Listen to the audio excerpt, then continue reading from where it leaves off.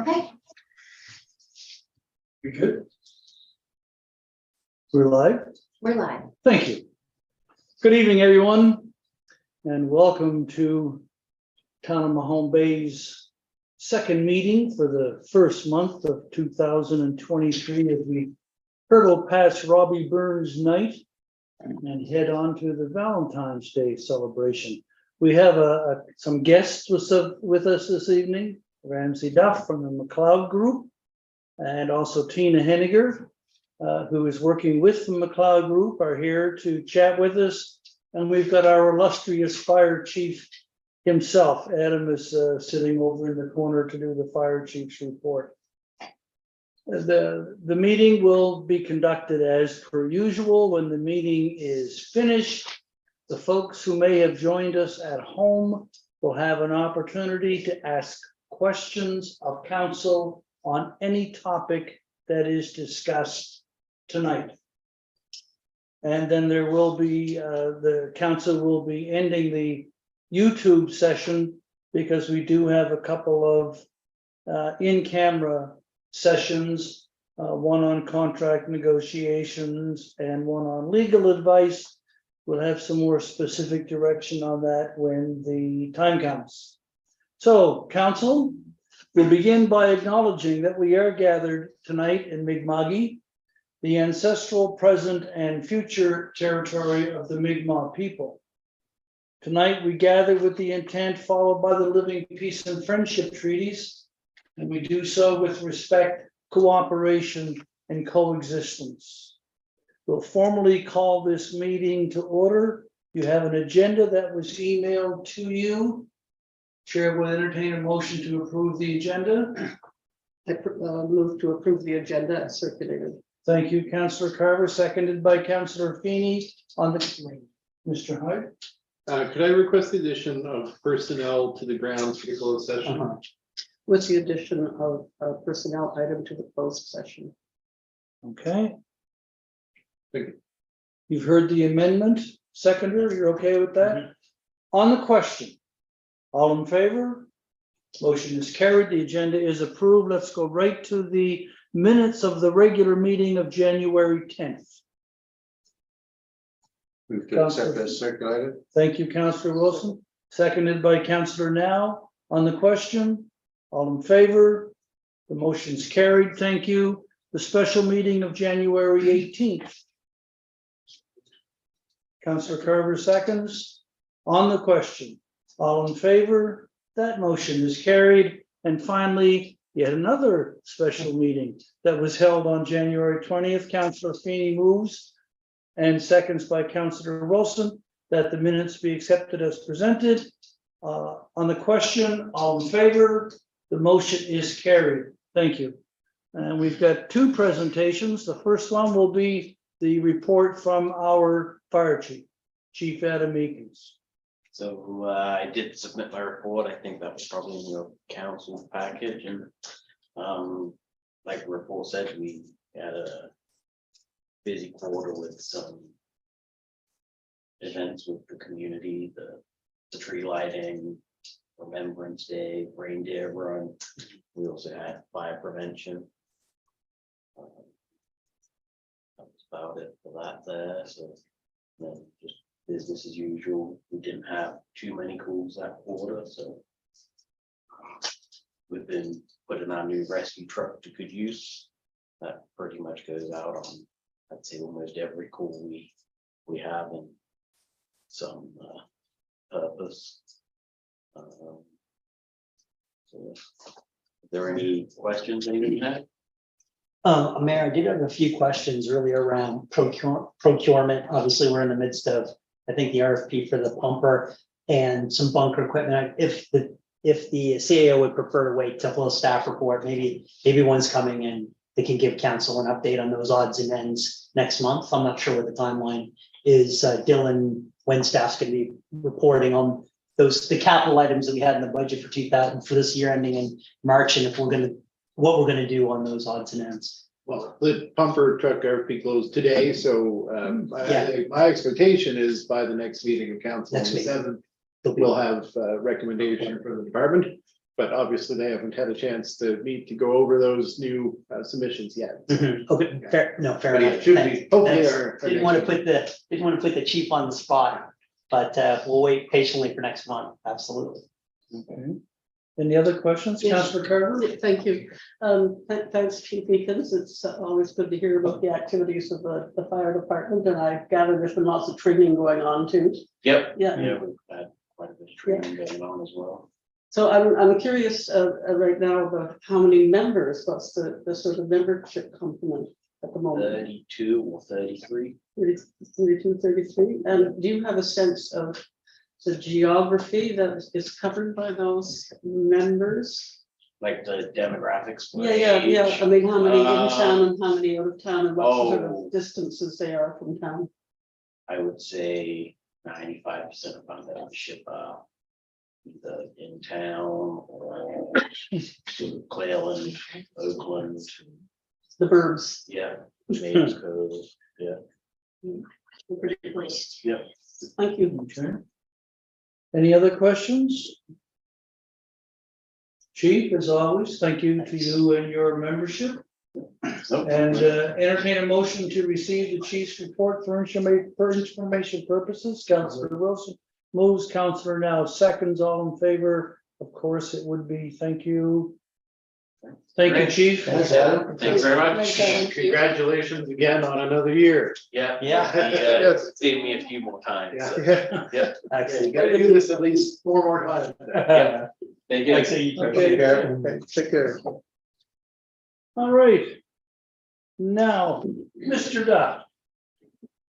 Ramsey Duff, the Matag Group, of course, is creating our new, the new nursing home or personal care center in the town. And Tina Henniger is working with the Matag Group. Ramsey, what is your visit all about? Thank you, Mayor, and thank you, councillors. Appreciate the opportunity to be here with you tonight and looking forward to providing an update and obviously taking any questions that you have.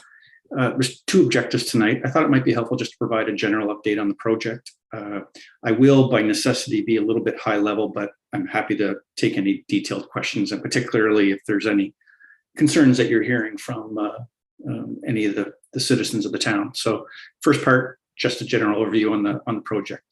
The second part, and the reason for Tina joining us tonight, is because one of the areas that we have been hearing a desire for more information relates to the settlement of our international healthcare workers who will be arriving from overseas, and what some of our settlement plans are and how they're taking shape. And as many of you know, Tina, and I'm just going to ask her to introduce herself in just a moment, Tina's been hired specifically to help us put together those plans and shepherd all the folks coming to town. And she's best placed to be the contact person for all of you in the future as we work to help support all these folks moving to your community.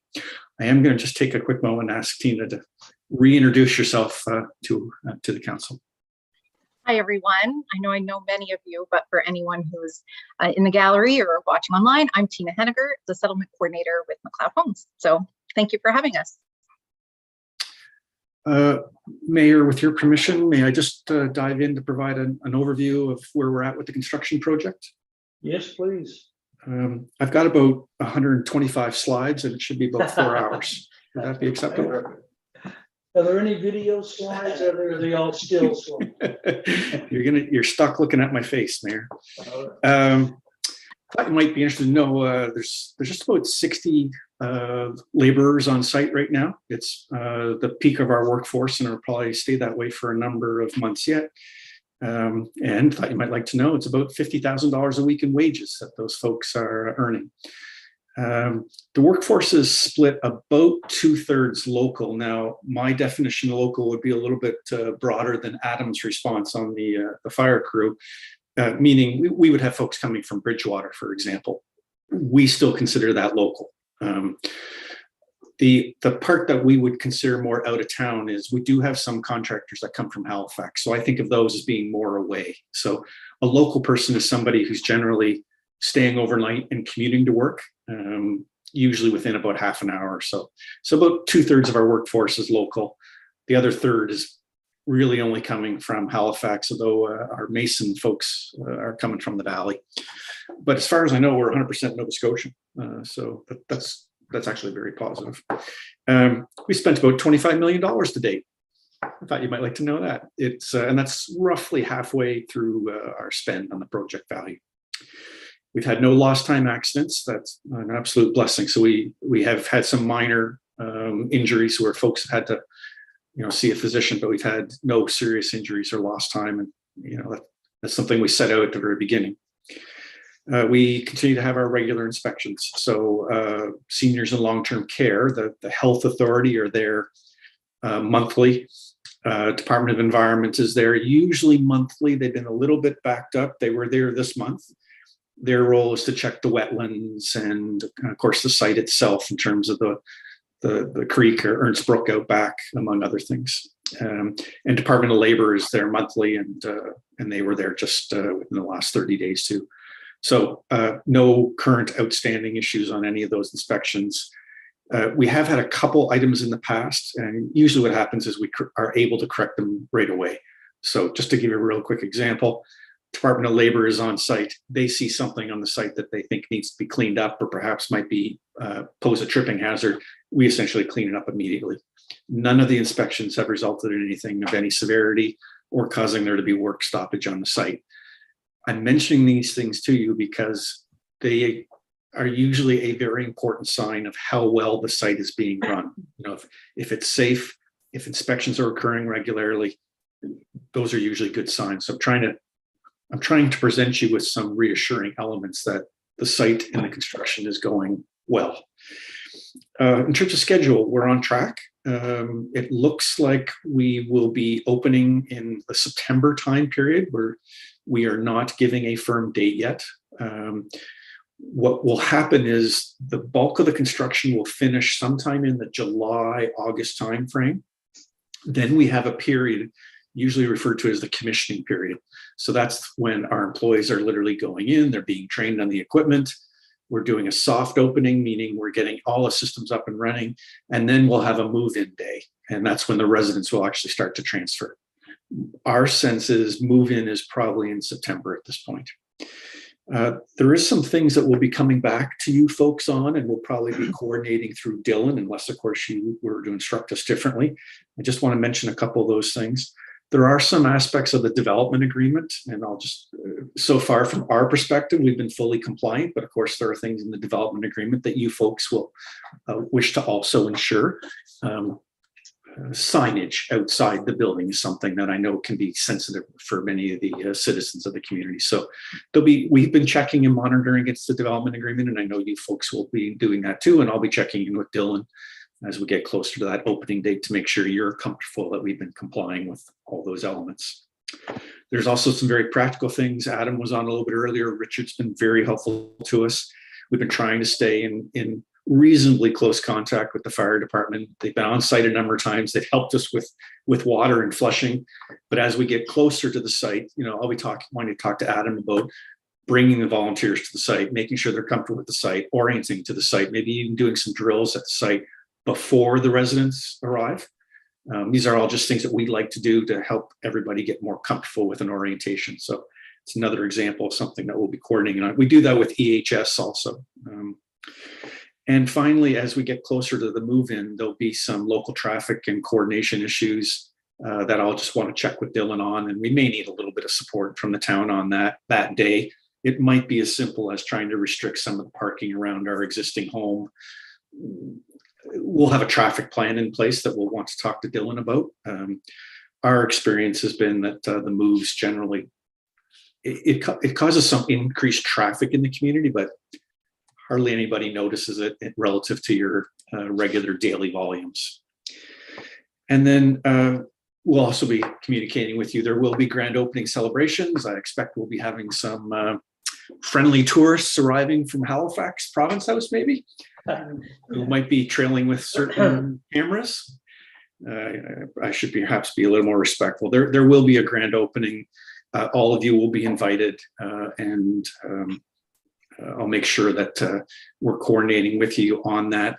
It's likely that we're going to have an open house also, which will be a community open house. And we'd like to be able to co-promote that with you to encourage citizens to come and see the facility and hopefully appreciate what we're trying to do in terms of services for seniors in your community. I could go on. I was just trying to give you a high level. I'm going to stop there. But before I pass to Tina, Mayor, it's completely up to you. I'm happy to take questions about the construction, or I can pass to Tina and Tina can move into our settlement plans. We're at your pleasure for how you'd like to handle this. I think I would prefer to have Tina talk about the settlement plans. And then council would be free at the end of that to ask questions of her or you on either topic. Very good, Mayor. So I'm going to ask Tina to speak to this in just one quick moment. Please keep in mind that these plans are in development. So Tina is going to be describing to you, in a sense, the pathway, the roadway that we're headed down. By necessity, we are learning as we go. It's one of the reasons why we hired the experienced person in Tina. But perhaps even more critically, we need to be learning and communicating, coordinating together. We can't do everything. You can't do everything, but there are things we need to do together. They're going to be accessing services in the community. They're going to be accessing education system, healthcare system. They're going to be accessing the local retail merchants. There's things that we need to do to try to ease and smooth and make a quality of life so that they'll stay and prosper in the community, I think, for both our collective benefit. So having said that, Tina, please. Thank you so much, and nice to see everyone. So I'll be talking about our settlement of our international healthcare workers. First and foremost, we are hosting a diversity, equity, and inclusion series of events with our staff. So we have 4 planned, and those are next week. And in between those 4 sessions, we are going to have a community event. And you've all received an invitation. It's been we have over 30 people registered, and thank you to those of you who have already registered. Thank you so much I can't wait to see you there. Bahati, who is one of the first, is a part of the first cohort who arrived in Pictou County in 2020. She has agreed to lead our training with our staff, and she's generously agreed to stay on for the evening and help us to chat with our community, really to inform our community of who's coming and a little bit about what what our community is going to be experiencing.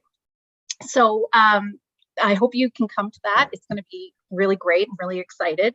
And there is absolutely no one better than Bahati to be leading us in that discussion.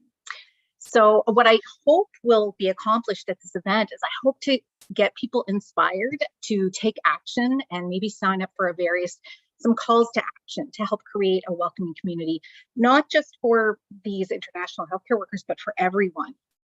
A part of the settlement plan, there's many pieces of it. And like Ramsey said, we're kind of building it as we go, and we are learning. There's going to be bits that we learn as we go, but having done this work for the last 7 years with now Lunenburg County and then with the province, I have a really good idea of what needs to happen. But of course, I'm talking to experts all the time, so they're helping to guide me. Housing is going to be critical. McLeod has acquired some temporary accommodations, and we continue to seek accommodations. And then, of course, when the international healthcare workers arrive, I'm going to be helping to make sure they have a more permanent solution. We will have a rigorous McLeod onboarding and orientation, as well as a tour of the community, our surrounding communities, as well as neighboring communities outside of Lunenburg County, and of course, Halifax and the rest of the province. They're going to need food and clothing, basic necessities, banking, post office box, driver's license, driving lessons even, and healthcare, all of those necessities, all of those things that we all need as Canadians. They're coming as permanent residents, just like you and I. So, and we will be making sure that our international healthcare workers have everything they need to thrive, not only in our workplace, but also in our community and in the province. And that includes mental health supports, including any trauma supports. Right now, I'm working with experts to have them help guide me in a plan to make sure that we have all the supports they need. Of course, our community welcome, and this is what we will start to lay out at our event on February 2nd at the Mahone Bay Center. We hope to create a local team, almost like creating a network of friends for these folks so that they don't feel so lonely and alone. We know that the first year is the hardest, so we want to help ease that for them. We hope to host not just a welcome event, but a series of events, perhaps even a TED Talk style discussion around community belonging. Perhaps even an opportunity for us to leave a legacy in Africa, depending on, of course, what our international healthcare workers, what level they want to do that. We'll certainly take the lead from them. But we will have ongoing engagement because this is not just a one-off event. This will be a multi-year plan and perhaps for generational change.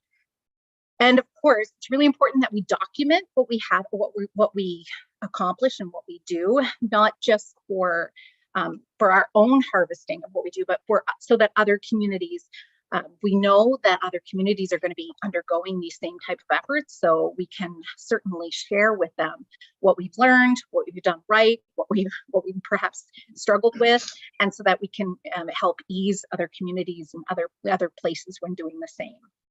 So we do have Communications Nova Scotia has agreed to document our staff event as well as our community engagement event, so that that can be something that we can, show in 10 or 20 years that we did.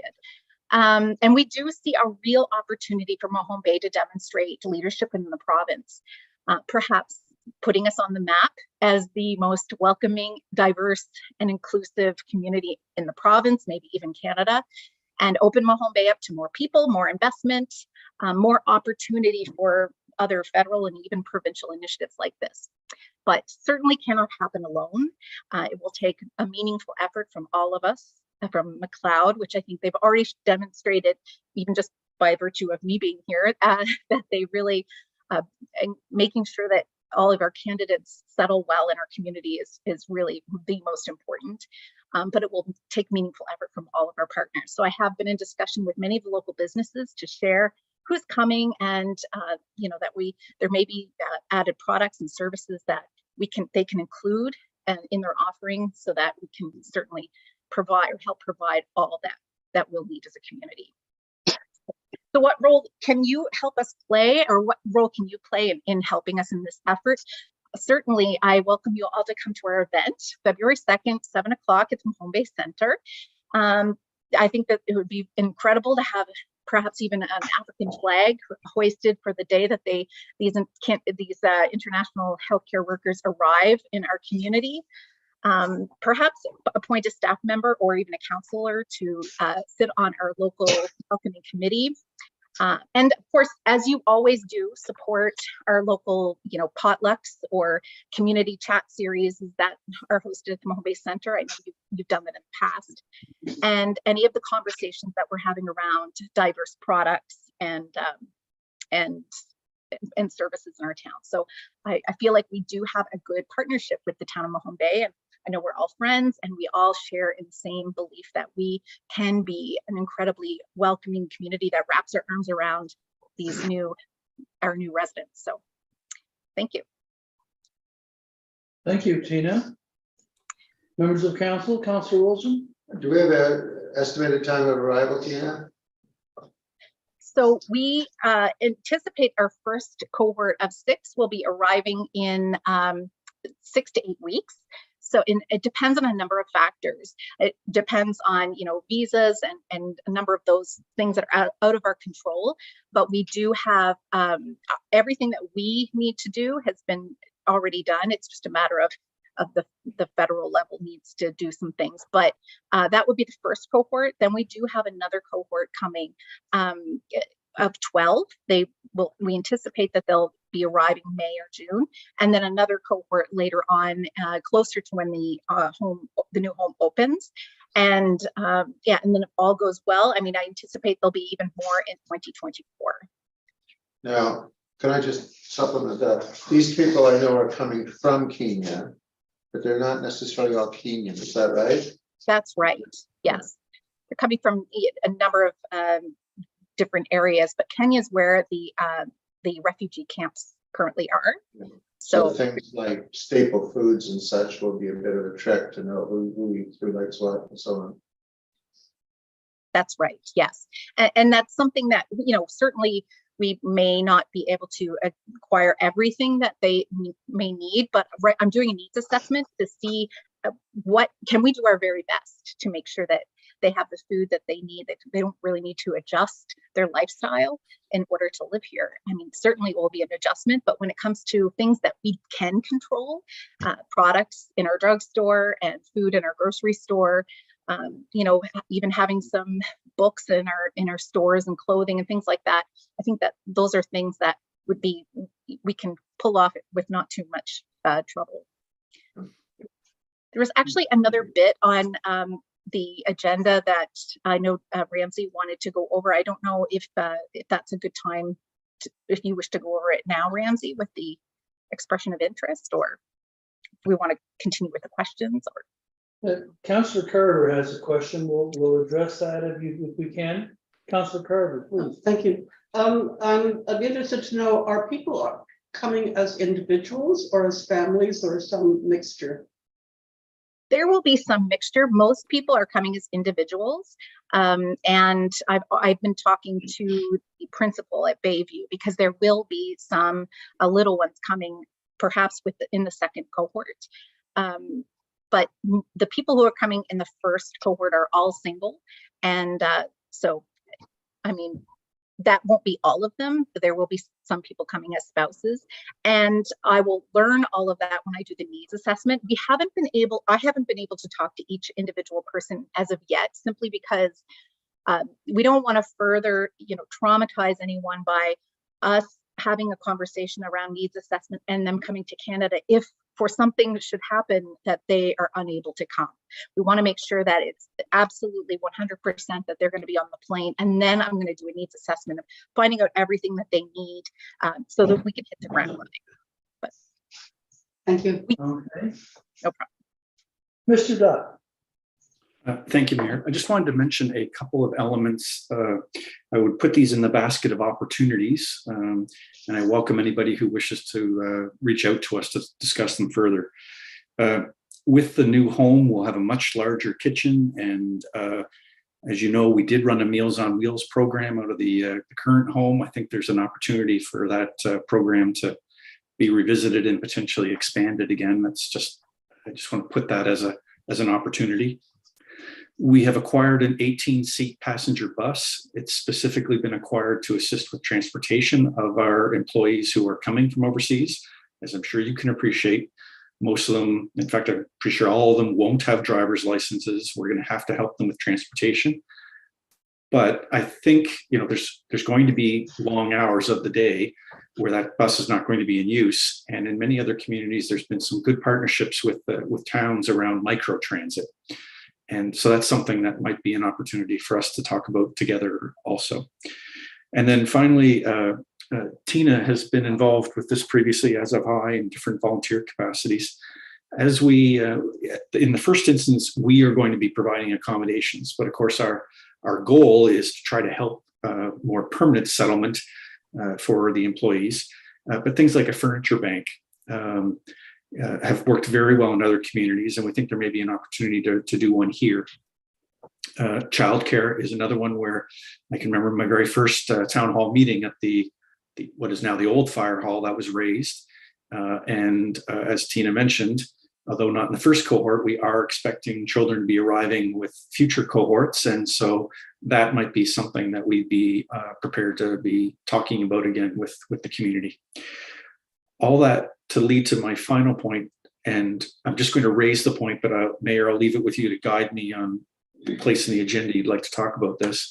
We have been struggling a little bit to identify spaces that can work for us to deliver programming and some of the services that we anticipate we're going to have to provide, what's sometimes referred to as a settlement center. And we have looked at other options. There may be some options to partner with the Mahone Bay Center, but the old town fire hall is of interest to us. And so I have expressed some interest in that. Dylan and I had a brief discussion, the mayor and I had a brief discussion, and I would like a little bit of an opportunity maybe to describe that in more detail and then seek a little bit of guidance from you, but I'll stop there so I don't upset the agenda, and I'll take your guidance for when you'd like me to raise that further. Okay. Any other questions from council? Very exciting. Oh, I do have one, actually. Ramsey, at one point, I remember you saying that there was some hope that in terms of housing, you would be able to convert the old nursing home into residential. Is that still on the burner, or is it a dead issue? Thank you, Kelly, for asking that. It was actually on my list to raise it. I know there's been a fair bit of interest in what we're doing with what we're calling the old site. I have to be a little bit careful, but the province has asked us to partner with them to continue use of the site for healthcare purposes. Good. I want to reassure you it's a very positive development because it will mean ongoing services that are needed in the community and an expansion of employment in the community. It's probably going to be for something like a 5-year period. So it won't be available to us for accommodations for our employees. Okay, thank you.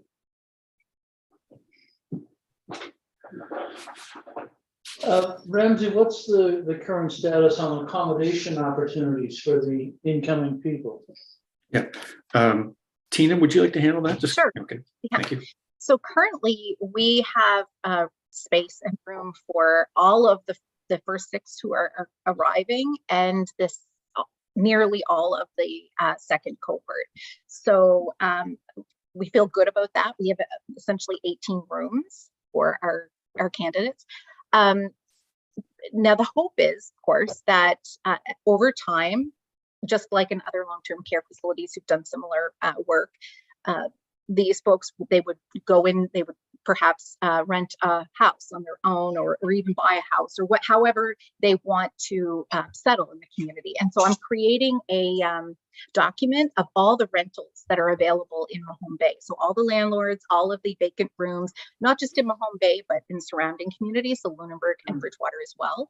So I have a document that when folks are ready to transition out of our McLeod-owned properties, that I can help kind of guide them. And that's where a furniture bank or a Free Mart or whatever would be really critical to help. They will need some help with furnishing some of their homes and getting bicycles and things like that they may need. So Furniture Bank would really help in that regard. But to answer your question, we're constantly looking at anything that's for sale. I think my first day I looked at an apartment, and I'm constantly doing video tours of apartments so that when folks are ready to take that next step, then I can at least say, what's your budget? What are you looking for? This is some of the inventory that we have. So the accommodations, I feel really good about the first half of the initiative. It's going to get a tighter kind of as the home opens. However, we are clearly committed to making sure that we have accommodations for our folks. So. Okay, and any of the accommodations that have been purchased are multi-room homes. So yes. So they're all in I would let my children live there. So I feel really good about having, making sure that people come into our community and have really good accommodations. Okay, Councillor Kerr. Thank you.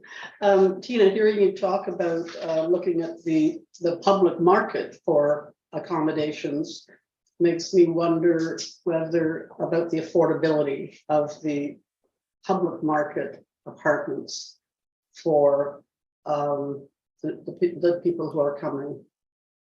Yeah, maybe I'll handle that if you don't mind. We have done some research on this, Penny, to make sure we're understanding how this has been handled in other communities and markets. And just like if any of you have gone to the bank to finance something, there is a standard. Usually it's something in the range of 26 to 33% of your income towards living. And so we've done that work. We're going to be providing accommodations, travel. I think we're also going to be providing things like internet, probably cell phones, a number of these services. But we've been very clear, we're going to set that percentage. It looks like it's going to be something in the range of 25 to 30% of their income. And we will be providing those services back to them for a period of time until they're ready to transition to the community. So that's a cost recovery. In fact, it's less than cost recovery. We're subsidizing them, but we're trying to create a situation where we can provide the services they need, but also hopefully that they can start accumulating some savings so that they can make their own choices for the life choices that they should have the right to do as any other Canadian citizen.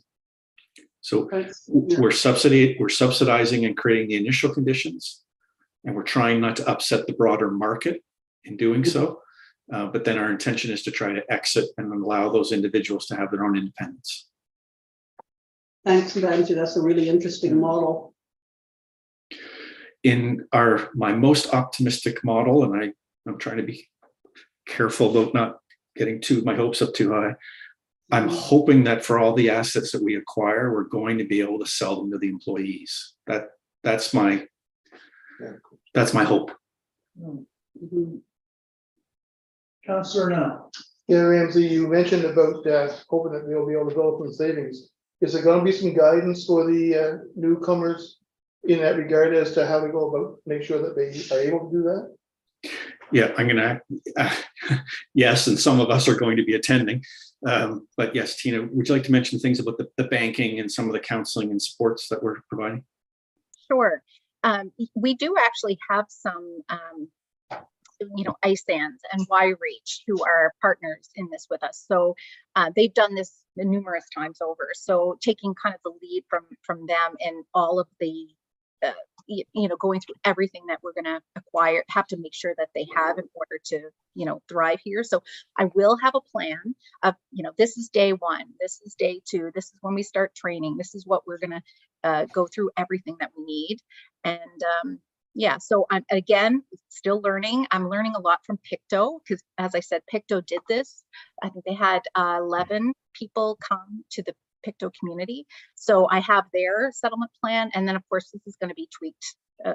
We're adding a lot of things. We're for a different community than Pictou. We have a number of, they had a number of services that perhaps we don't have.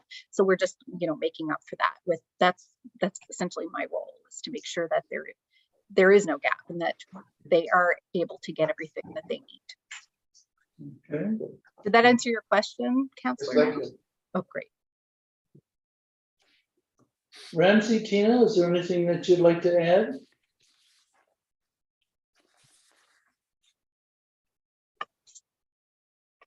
Nothing from me, just that I hope again to see you on February 2nd.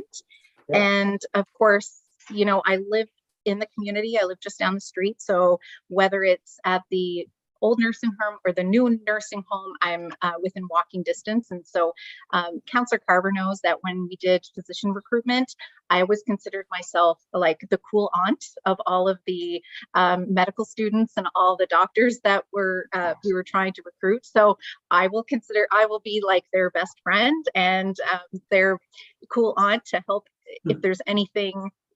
There's nothing that, whether it's call it midnight or it's a Saturday afternoon and someone misses their family, that is the role that I can play. So I feel confident that this is the perfect community to bring newcomers to. And I know this community, and I think we will wrap our arms around these folks, and they're going to be really, really thrilled to be here, is my sense. Thanks, Tina. Mayor, there's a couple of things I would like to hear. If any of you have been hearing any concerns or issues from anybody in Mahone Bay, as always, please, I do want to hear about them. Fortunately, most of the folks, or many of those folks now have my direct information, and I hear from them directly, and I just deal with them directly. But if people are coming to you, it's important to me that you pass them on to me.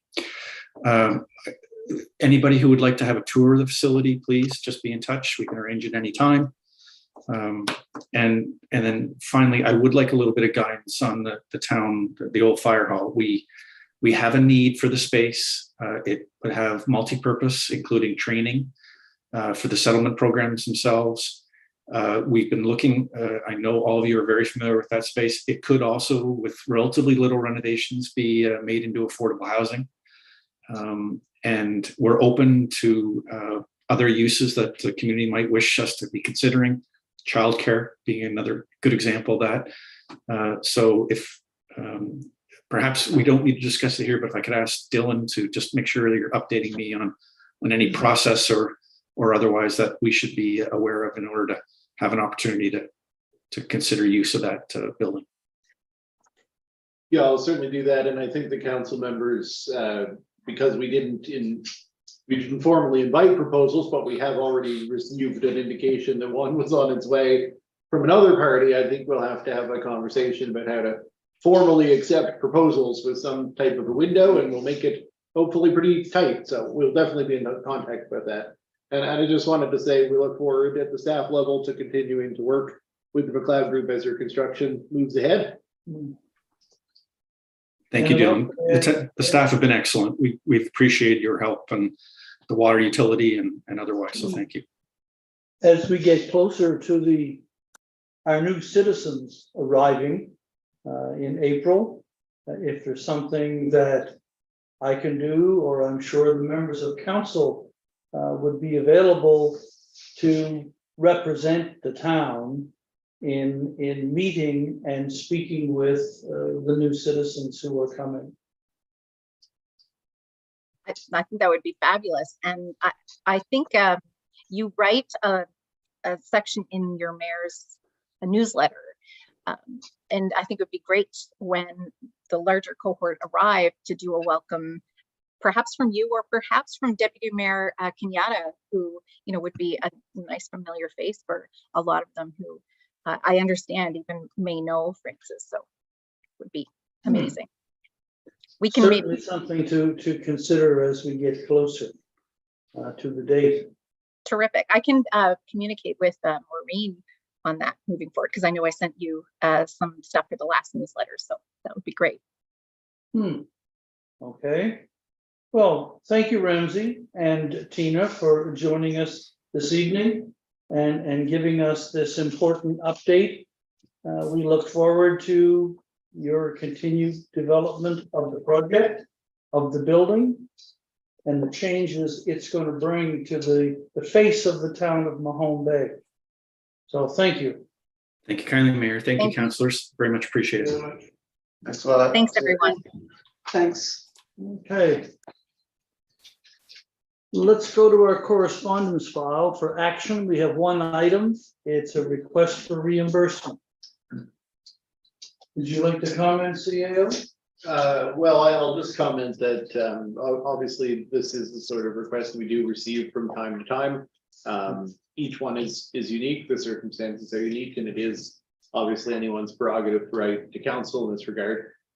Staff did receive this concern directly prior to it coming to council, and we did advise the homeowner that we didn't feel that in the course of regular business that anything had been, there was any negligence on the part of the town. This is our regular procedure for notification. It was carried out. It was a emergency repair.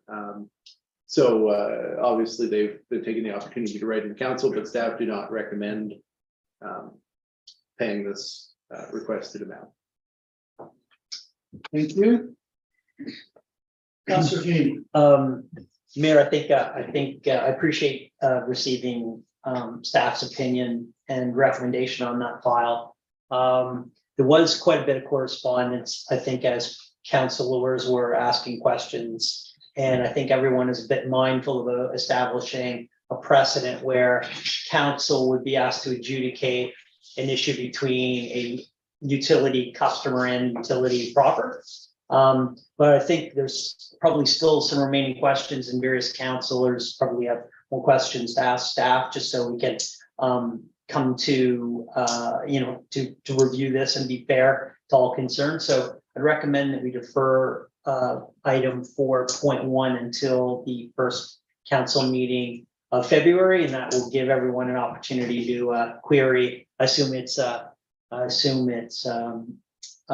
deputy CAO who's leading the charge on this one. But we can ask any questions in the intervening 2 weeks and revisit it at that time. So I'd move that we defer. Okay, I'll second that. seconded. Can I just speak on that motion? On the question, go ahead. Yeah, I will vote for the motion, but I would caution us that this is yet again a situation where we're all going to discuss this issue out of sight of the public via email. And then we're going to come back to a meeting in 2 weeks and vote. And it will look like we did it in the void. And that is a concern. Well, I think where my head was heading into the meeting, that we could, we could have the full throated conversation today, but as we're already approaching 8 o'clock and we're only on correspondence, I thought that it would be more prudent. It would be more prudent to defer till the next meeting, so that if it does take 30 minutes to review this item next meeting, we would be more respectful of the entire agenda and the cadence. Unless we are prepared to be here till 11:30 this evening. Is this a situation where we could utilize the notes that have or will develop between members of council to create a discussion paper, which the public would be able to access through the council agenda? I think that'd be fine, or a summary even from Yeah. Lorraine. Well, or we can just talk about it Yeah, either yeah. tonight or at the next At the meeting. next meeting, we can talk about it. Excuse me, I absolutely agree with this comment about timeliness. It's late o'clock and yes, we're gonna be here at 10 o'clock anyway. So, Okay, so we'll defer it. Well, that's the motion that's on the floor. Anyone else wish to comment on the question to the motion? Councillor Carver, you look very quizzical. Of course I do. I'm thinking hard about the issue because it's a complicated issue and there has been correspondence about it. And I appreciate the suggestion about developing a summary of some of the points that have been raised. In the interest of transparency, I think that is important.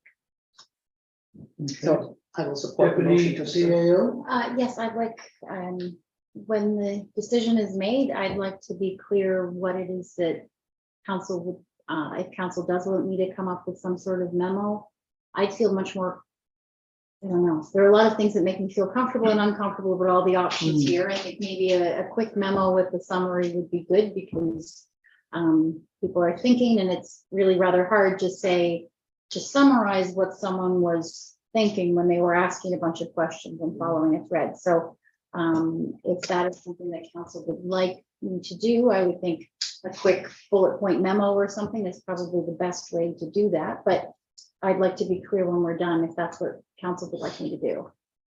could we amend the motion that when we just defer it for discussion on the first meeting in February, that it include a point form memo So to provide some transparency on the issue? I think the council already has staff's recommendation. And we've heard it from the CAO today, fair enough. I think what council could benefit from is just,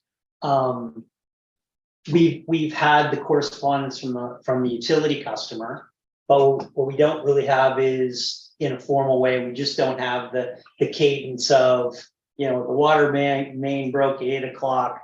We responded with the code red at 8:30. It's just the tick-tock of what happened. Like, I don't feel the need for staff to write a detailed memo on, policies and procedures. I think we just need to read into the public forum, what happened. Like what happened from the town's perspective. And that can be in, under one page, obviously, of, it was a dark and stormy night and the water main broke and so on and so forth. I don't think we need to get into the tangential issues. This is just one opinion. Mhm. I don't think we need to get into the tangential issues of, in 2008, another similar situation happened on Maple Street. I think we should just succinctly talk about this specific situation. Let's and where- go back then to the motion to defer. And we'll deal with that. Okay? Motion is that we defer the item to the first meeting in February of council. On the question, all in favor? Motion is carried. Thank you. For 5.1 is correspondence for information. Mayor, lots of progress on that file from last year, and we received the original correspondence, but I'd move that we receive and file item 5.1. Thank you. Seconded by Councillor Now. On the question. All in favor? Motion is carried. Thank you. Okay, staff reports to council at the end of the month. It's a long one. It is. Mr. Well, CA. as always, happy to take questions. It is a long one, and there was some, I think, additional updating, more, maybe even more than normal, because I wasn't here for the last meeting, so we've gone all through it, updated the stats, everything else. Happy to take any questions. Councillor Carter. I was interested in item number 12 under staff assignments, the discussion of the RCMP contract, and I would like to move, I think I'm allowed to do this, to move that we schedule a discussion of the RCMP contract for this special meeting on hold time slot in March, which I believe is March 24th. That's my motion, that we schedule a discussion.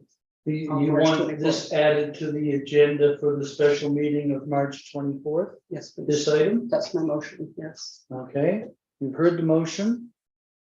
Do we have a seconder? So why wouldn't there be a secondary? Oh, I'll second it, yes. Councillor Lawrence-Croft seconds the motion. The motion is that this item be added to the agenda for discussion on at the end of March special council meeting. At the end of it, as the main agenda item. Oh, at the end of the month, at the end of Yes, yeah, February. that's the main agenda item of the February, at the March special council meeting on March 24th. Okay. I was stuck on February, Councillor Carter. And March 24th. just by way of discussion, this topic has been bumped several times, and it's a topic in which council has expressed a lot of interest, as has the public. Okay, Just to speak to the motion, Mayor, so just a couple thoughts for what they're worth. One, so if we're gonna start scheduling meetings for special council meetings, like they don't become special, they become regular, would be, so I'm a little more critical about what, the timeliness and how mission critical an item has to be before it rises to the level and that needs to be dealt with in a special meeting.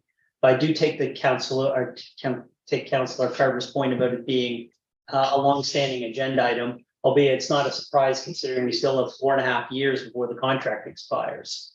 I would appreciate having some cadence from the Police Advisory Board, of which I think we've got a few new committee members on the PAB, as well, to kind of weigh in on their perspectives as they're really representing council in the town as being, subject matter experts on the relationship with the RCMP. So if I'm not sure about the cadence of the next PAB or when they would be able to discuss it, but I think that is long. I'm all for having a meeting, but I certainly would want that committee to have an opportunity to weigh in and be able to inform council in a pretty robust way before council kind of weighs in.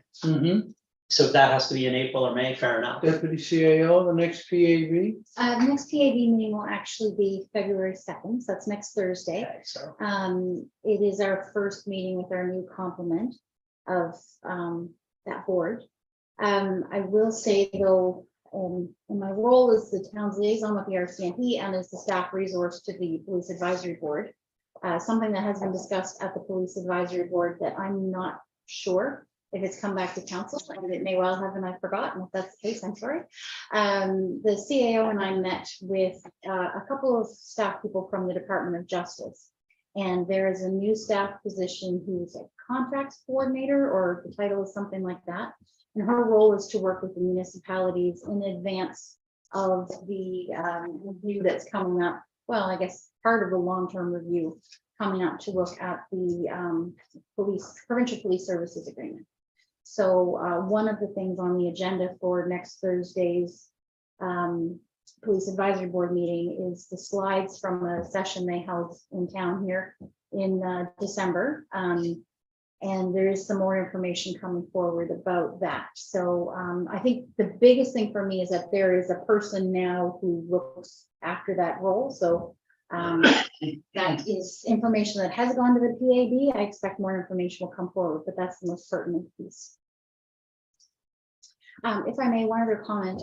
At the meeting of the Policy and Strategy Committee that will be held on Monday night, there is an item that has been referred to that committee to be placed on a future agenda about the role of the Police Advisory Board as it relates to town council.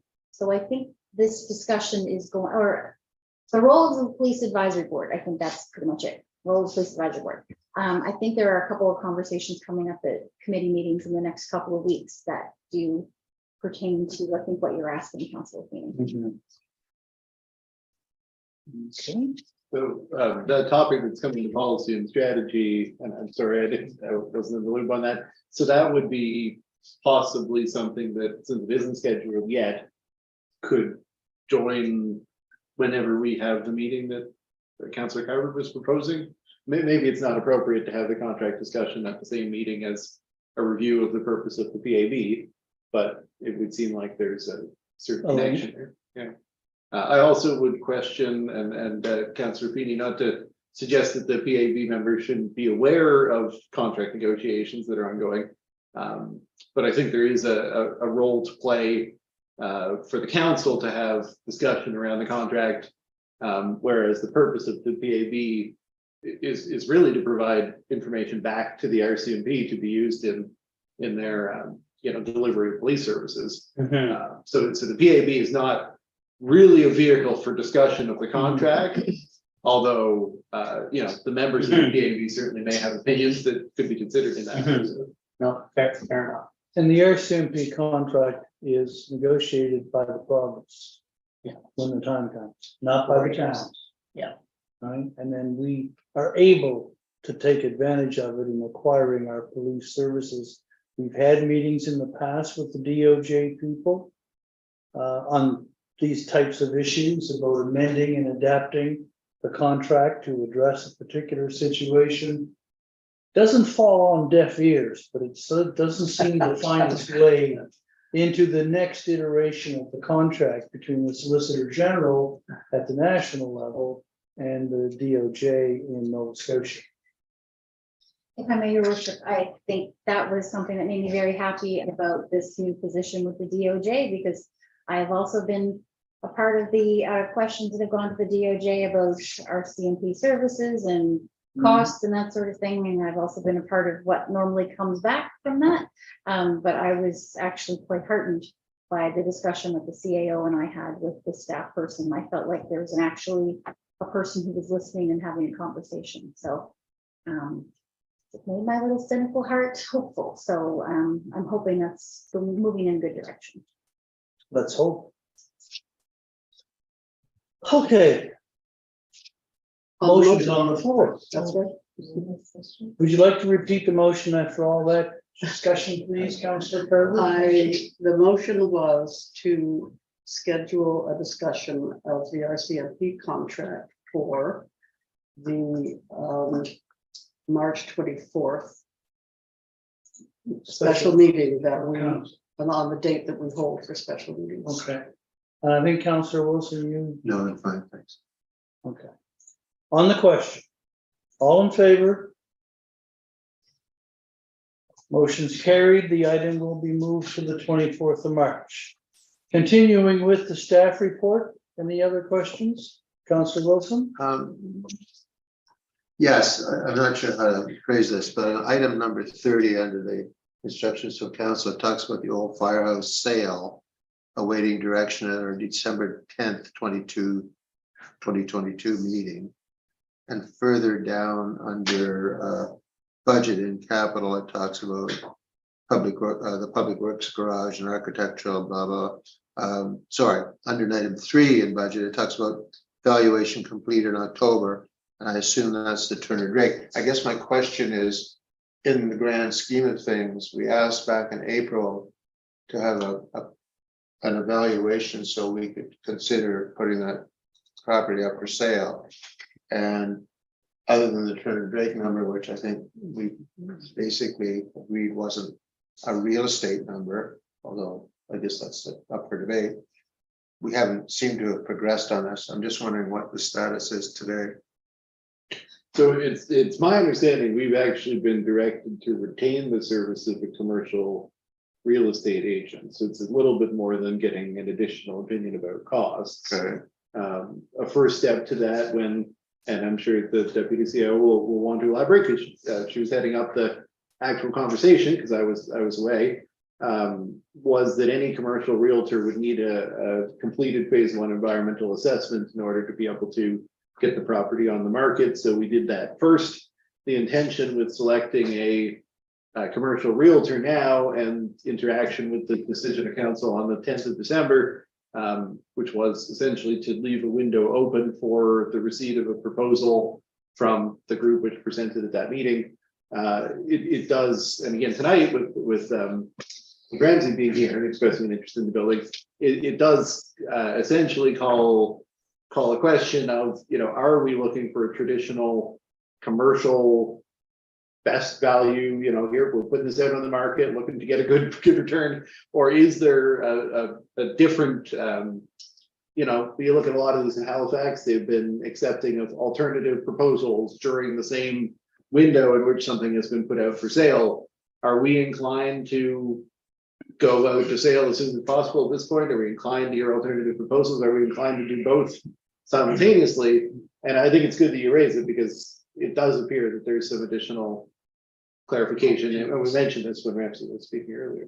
Well, you wish, if I may, I mean, I think part of the reason we're sort of ambivalent is we don't have a real number for any of these possibilities. We don't know what it might be worth if we put it on the market. And we haven't got any, as far as I know, proposals from anybody with a number attached. So what can we do? I think as I'm sure many of us have heard from community members who have opinions on what should happen with the fire hall, the opinions I think will be influenced by the facts. And a few of the facts we just don't have yet. Like we don't, I think depending on the commercial valuation is an important fact. Understanding what renovations the town would need to invest in the building to make it a long-term solution for public works is another fact. Mm-hmm. I think that it's clear from the level of interest we've had from the community group in December or November and Mr. Duff and his well-established organization tonight. I mean, there may be lots of options for the building, but I don't think council can evaluate any of them until we have an idea what the base case would be, which is keep it and renovate it and use it for public works. Number one, sell it, take the proceeds and reinvest in public works. Door number two, or three, do neither of those two things and sell it to somebody else to use for some other purpose. So And paint the old public works building. exactly. Exciting. So I think if we can get those answers in a timely manner, we'd be having a more intelligent conversation about where to go from here. Okay, Mr. Hyde. Well, so I mean, those are things we can get. We haven't been directed to do either of those things. So the recommendation back last February, we went over it at the time, we went over it during budget, we went over it just before Christmas, had been to go out and get a consultant to look at what renovations would be necessary for Public Works to move into that building. Council has not made that motion though, even though that was staff's recommendation back in February. It was, I don't want to put words in anyone's Yeah. mouth, but it wasn't a direction that we were given, appeared not to be a necessary piece of the consideration at the time. As far as a commercial valuation, obviously, we can have, well, Maureen probably do a better job explaining that, but it's not exactly what we were trying to obtain from a commercial realtor. We were trying to obtain the services of a commercial realtor to market the building. And how you might value it versus what you might market it for are not necessarily the same thing. So during a great good evaluation, but anyway, Maureen, do you want to add to that? Yes, so I spoke to council about this at the end of November, and we were waiting to hear back with the results of the phase 1 environmental. We have now received those. So as Councillor Wilson pointed out, we have a lot of different directions for staff. So we've got a lot of things going on at the same time. But at this point, we've gotten that information back. And, you know, as we all know, the last few weeks have been a little hectic around here, but our next step is to take, now that we have that information, we can go forward and issue an RFP to get a commercial realtor. And then, as the CAO said, what we would end up with is a package that says this is what we would suggest for a price. However, we do have to issue an RFP because selling the building would then involve a commission for the realtor who got that, and their commission would be higher than the amount that it's high enough that we would need to go to an RFP to talk about sounds like spending that kind of money. Fair. So that's where we are with that piece. Right, unless we separate it, And if that was. pay somebody once for the valuation market. All we want is for the real estate experts to tell us what they think it's worth. Mhm. Once we have that, if we also had a submission from Mr. Waterfield's group that defined with numbers what they were going to do, and something from Mr. Duff's group, again defined with numbers, and an assessment of the costs to make the old fire hall the right fit for Public Works, council needs all of that to make a decision. So, Do they not? So the opportunity exists while a realtor is being selected to engage some type of a public window and say, you know, we're looking for proposals of a non-commercial nature. Write it up. Here's what we need from you. We need it by a certain time. That way, at least those proposals could have come in a defined format by the time that a commercial realtor is available to the town. As far as the renovation of the space, you just need to give us the direction we recommended back in February with the budget that we provided at the time. And I guess I'm suggesting, is there a motion here tonight to address those issues? so will Okay. be handy. And maybe you created this, so you're gonna have to be the, you're gonna have to be words. But I would like to move that council instruct staff to prepare a package with a commercial real estate evaluation of the property for sale. A fully priced proposal from the Affordable Housing Group that Councillor Carver is a member of. A fully priced out proposal from the McLeod Group for whatever they want to do. And in a hurry up mode, a publication in at least most social media that would allow any other group to make a proposal, and that this all be put together in a package for council's consideration for the first council meeting in March. And the renovations to Sorry, the thank you. old fire hall. And the cost of the renovation of the old fire hall to Yeah. make it suitable for public works. I'll second the motion with the deletion of the reference to Councillor Carver being part of the. Oh, okay. I just didn't know the name of the group, I'm sorry. Right, the Mahone Bay Housing No, the Mahone Bay Community Land Trust Cooperative. Okay, so if we just substitute Councillor Carver for that. then- Does this motion then close the door on anyone other than that group or Mr. Duff's group No, to in make that, a submission? No, no, in that motion, I asked that they A publicize public it. notice, and okay. So other people. can but, make but proposals. it just want, sorry, do we have a second or is it? Yes, Oh, sorry. Councillor Carver. So I'm just a little reticent to set up timelines that are going to overwhelm staff. If the however long it takes staff to conclude what they think they're going to need for a multi-year budget for the renovations to their own purposes. So the town leaves the building behind town hall and they take the fire hall and they use it for public works. How much cash do they need to turn the fire hall into a long-term, and what I mean by long-term, a decade or more Plus, use yeah. of that building for a long-term public works solution?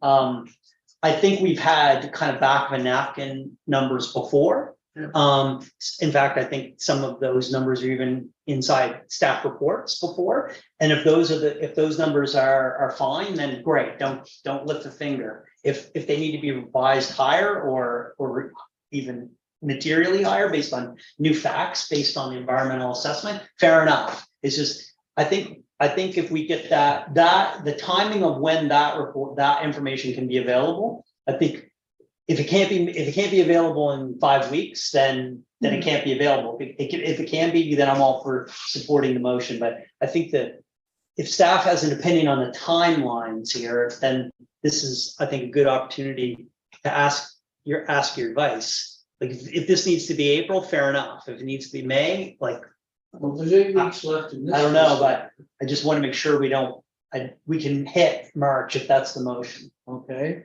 So in the meantime, is there any harm in letting some of the equipment be stored in the facility? It's sitting there.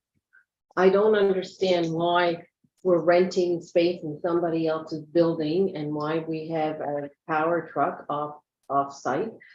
Why can we not use it until a decision is made? okay. I think depending on the outcome of this motion that we're addressing, then that could be an appropriate new motion to utilize the old fire hall, although council has voted to do other things with it in the meantime. But I'm curious, Deputy CAO, is we've got an 8-week timeline from now until the end of March. Right? Is that, do you think, sufficient time to? Can I? I was gonna say, to be perfectly honest, staff are currently overwhelmed with that motion. I mean, we're doing our best over here, but. 8 weeks to raise the motion. I think so. There's a whole bunch of different factors. If you don't mind, Mr. Mayor, instead of directing it to the deputy, I'm going to jump in on this one. Go ahead. The motion includes a bunch of different moving pieces. I will say, I don't believe what was recommended last February, which was to go out and actually pay a consultant, not back up napkin that somebody referenced, to do up the renovations for the building as a scope of work with an external consultant. I don't think that could be done in time. I think it could be done by the end of March. We can get out there and get started as quickly as possible. But I just don't know at this point if I could commit to that. And we did recommend it a long time ago. So we'll scramble to do it as quickly as we can. As far as the other processes running a call for expressions of interest, I think, having that in the same window, and I said this previously, as selecting an external consultant or realtor in this case, is reasonable. If we go out to get a realtor, we'll probably have that contract in place by the middle of February, slightly towards, the end of February. If council is inclined to use the February special meeting date as a award to, contract at that point, I think Maureen could have run a competition and got a recommendation together for you by that date. But if you even think about that date and when the first council meeting in March is on the 9th, I mean, that essentially gives that realtor a week to put together a package on the building, which is pretty tight. So I would generally suggest we're looking at the end of March or early in April, and the missing piece about the renovation of the garage is probably, you know, if it can't be done as quickly as the rest of it, Yeah. we probably shouldn't hold up bringing the expression of interest results and the Realtors report Yeah. to a meeting. And so I wouldn't put the same deadline in the motion for both pieces, I guess. Well, if I may, Your Worship, I'm happy to move the deadline to the 1st of April, first meeting in April, Yeah, from the first meeting in March if my secretary agrees. Certainly. okay. Counselor Now is next, then Counselor I Feeney, think and we've then been Debbie. really putting off on the old fire hall. I'm hearing a lot from the public. And they're saying that they can't afford to put money into a new place. I don't see, we're gonna get a cost on what it costs to renovate that building to bring it up for the public works. Does that have to be done all at once? Can we not get them into the building? Renovate as we go and bring it up so that at least we're getting them into an area. It was brought up earlier about the fire department with the electric flight department. If we have a fire, we have to have the power cut to that building. Actually, before we should be going into it. If it's gonna take them an hour and a half, 2 hours to get here, that building's gone. And the only reason the bucket truck is in Riverport is because we don't have a place to keep it indoors. No. So since this has been talked about a lot, I'm just gonna make a comment on that if you don't mind. The staff look at the response time regardless of where the vehicle is. If you take into consideration winter conditions, leaving the vehicle outdoors in Mahone Bay versus leaving the vehicle in a sheltered location in Riverport, the staff have not felt that the response time leaving the vehicle outdoors in Mahone Bay would be enhanced. Having a place to put it, obviously indoors, would tremendously enhance that. That is, there's no question, we would keep the vehicle here. The report back in February did say that we would put it in the fire station if that, or fire hall, if that was an option. So, you know, but I don't want it, said that the staff could do something today that would enhance the response time. They're very conscious of that. They don't have that option available to them today. And cleaning the truck off when it's outside in the winter could actually take longer than bringing it from River. I'm not saying that, but what I'm saying is. Oh, I know you're not. I know Good you're not saying that. place, put that vehicle inside, and we have a linesman that lives right in the area, so if he gets called out tonight, he has to drive to the airport, pick up the vehicle, come back to Mahone Bay, and get set up for what he's gonna do.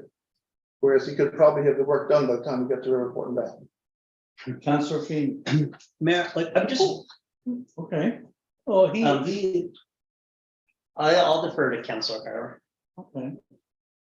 I thought your hand was up last, Counselor. He had already indicated a desire to. So before you made eye contact with me, Yes. I see, I'm sorry, your worship, I'm truly humbly sorry. But Counselor Feeney has, But I was trying to make a point of order, but okay, point of order, everything stops. What is it? I think the discussion has moved away from the motion that's on the floor, and I would like to see us, well, the discussion has moved away from the motion that's on the floor. Okay, thank you. Does anyone disagree? No, I think this is absolutely on point with the motion. Okay, Trying to get to a point where we can get a plurality of council to support it, which I would okay. assume is the objective. So we are still on the nose for this discussion. Well, I think there's another complete element here that isn't reflected in the motion, and that's the previous motion that council was made about the purpose-built building. Look, I just think there seems to be a high degree of anxiety at this particular meeting about, which I think is resonating in the community and public feedback that we're all receiving. But this is millions and millions of dollars. We're talking about this decision on what to do with the old fire hall, what to do with the new public works building. Should we put the public works in the old fire hall? What about Ramsey Duff or the community group? Should we turn it into community housing? Millions and millions of dollars. And I think we as a council have got to be willing to slow down, allow the facts to be gathered and provided with council with a comprehensive package. And there's a lot we don't have. And I think there's this belief that if I just simply use the building, it doesn't cost me any money. We've had this conversation. This is the 4th or 5th time we've litigated this at council.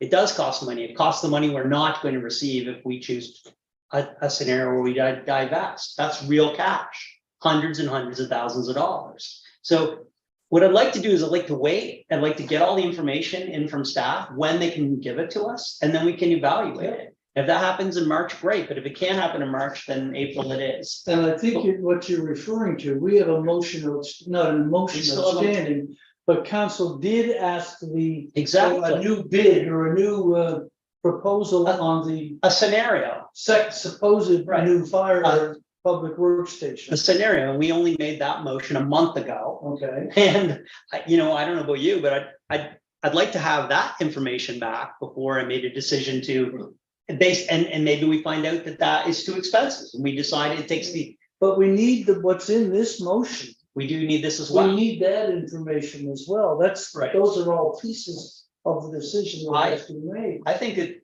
it's a fine motion, and I think we need all the pieces that are encapsulated in it. But I am worried about, we're driving to a timeline that doesn't make any sense. Like, that's only 6 weeks from now. Move it to the first of First of April could go even longer. It could go longer. Yeah, and I'm thinking of the estimate as to what the old building would require to make it usable. Because we are all familiar with renovations. Exactly. Your worship, oh, sorry. No, I was gonna ask the clerk if you wouldn't mind, would you reread the motion? Well, that was actually my question, your worship. I have a question about the expression of interest, and is the intent behind this that when this all comes back at April 11th or whatever date people settle on, but when this all comes back on April 11th, do we have the results of an expression of interest from the Mahone Bay Community Land Trust, McLeod Group, as well as the public expression of interest? Or because I've heard a couple things. At first, I thought it was, this is what we're going to do, but, or I'd just like to clarify, do we want to know what the expression of interest will be, or do we want the results from the expression of interest? I think we would want the same information from another expression of interest as we are expecting from the McLeod Group and the Housing Group. Hardly seems fair to ask them to do. Why wouldn't we let the real estate agent handle all this for us? Like, isn't that what they're gonna get hired to do? No. They're not getting hired to market the building? But marketing the building is not, I wouldn't consider it part of the process to hear what proposals are out there. Part of our decision process, not the marketing the building. CAO?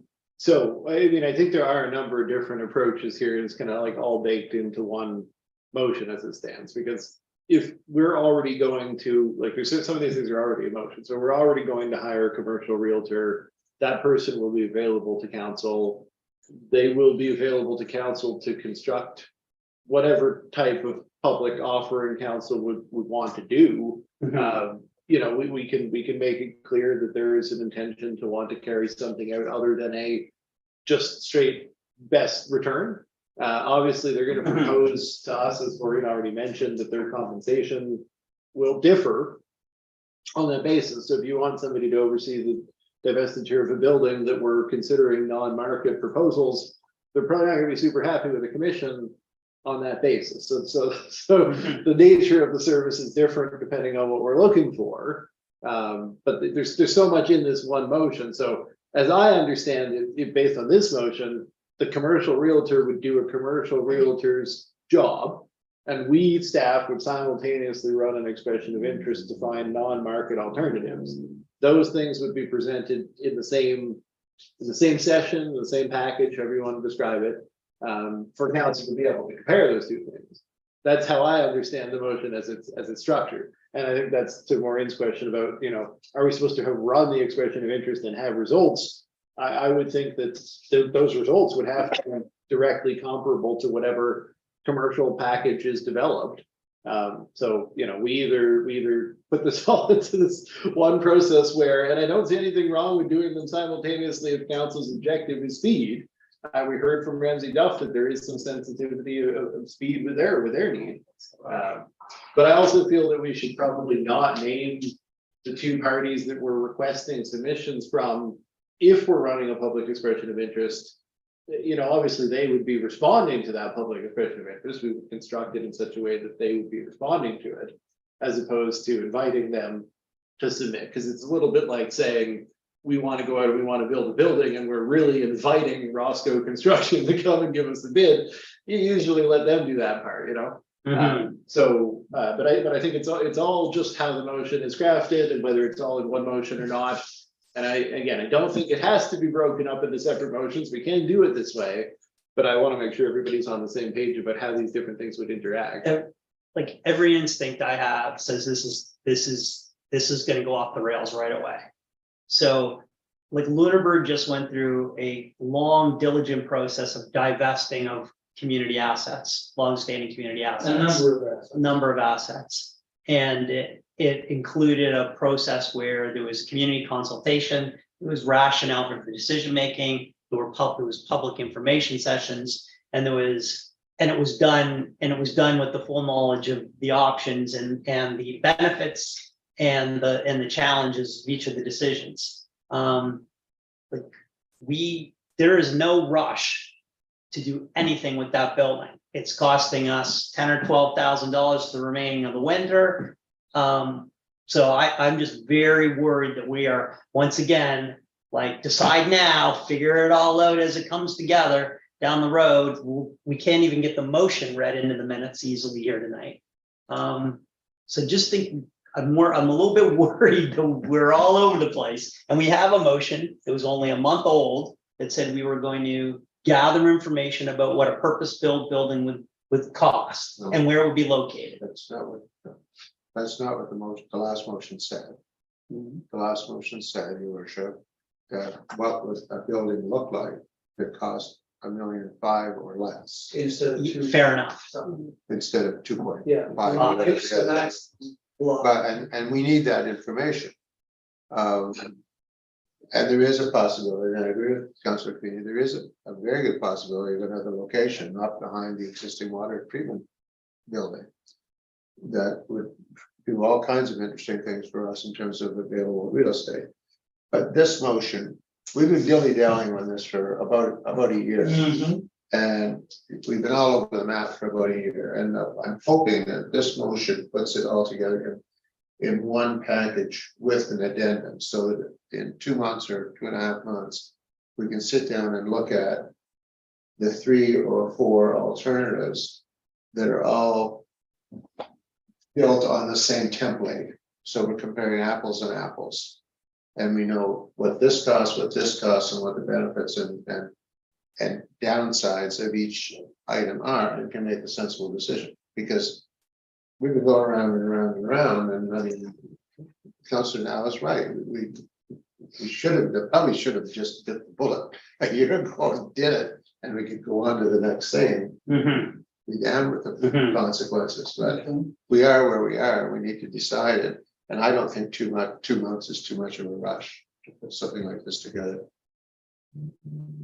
Well, two things. The only sense of rush that I am aware of is the sense of urgency around the public works situation. And I mean, I do definitely feel that as a sense of urgency. But I just wanted to check with the CAO and with the mover.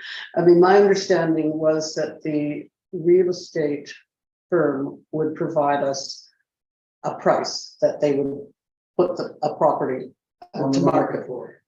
We're not contracting for them to do it. They're simply going to give us a price. Is that correct?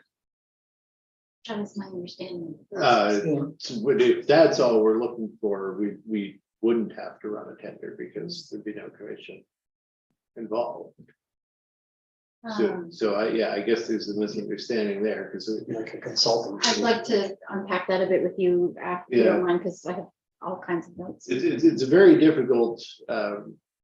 We had evaluation that was done. What we're being asked for now is just what would a realtor put it up for sale for? Well, I think Which is more of like a conversation you'd have with somebody at the barn.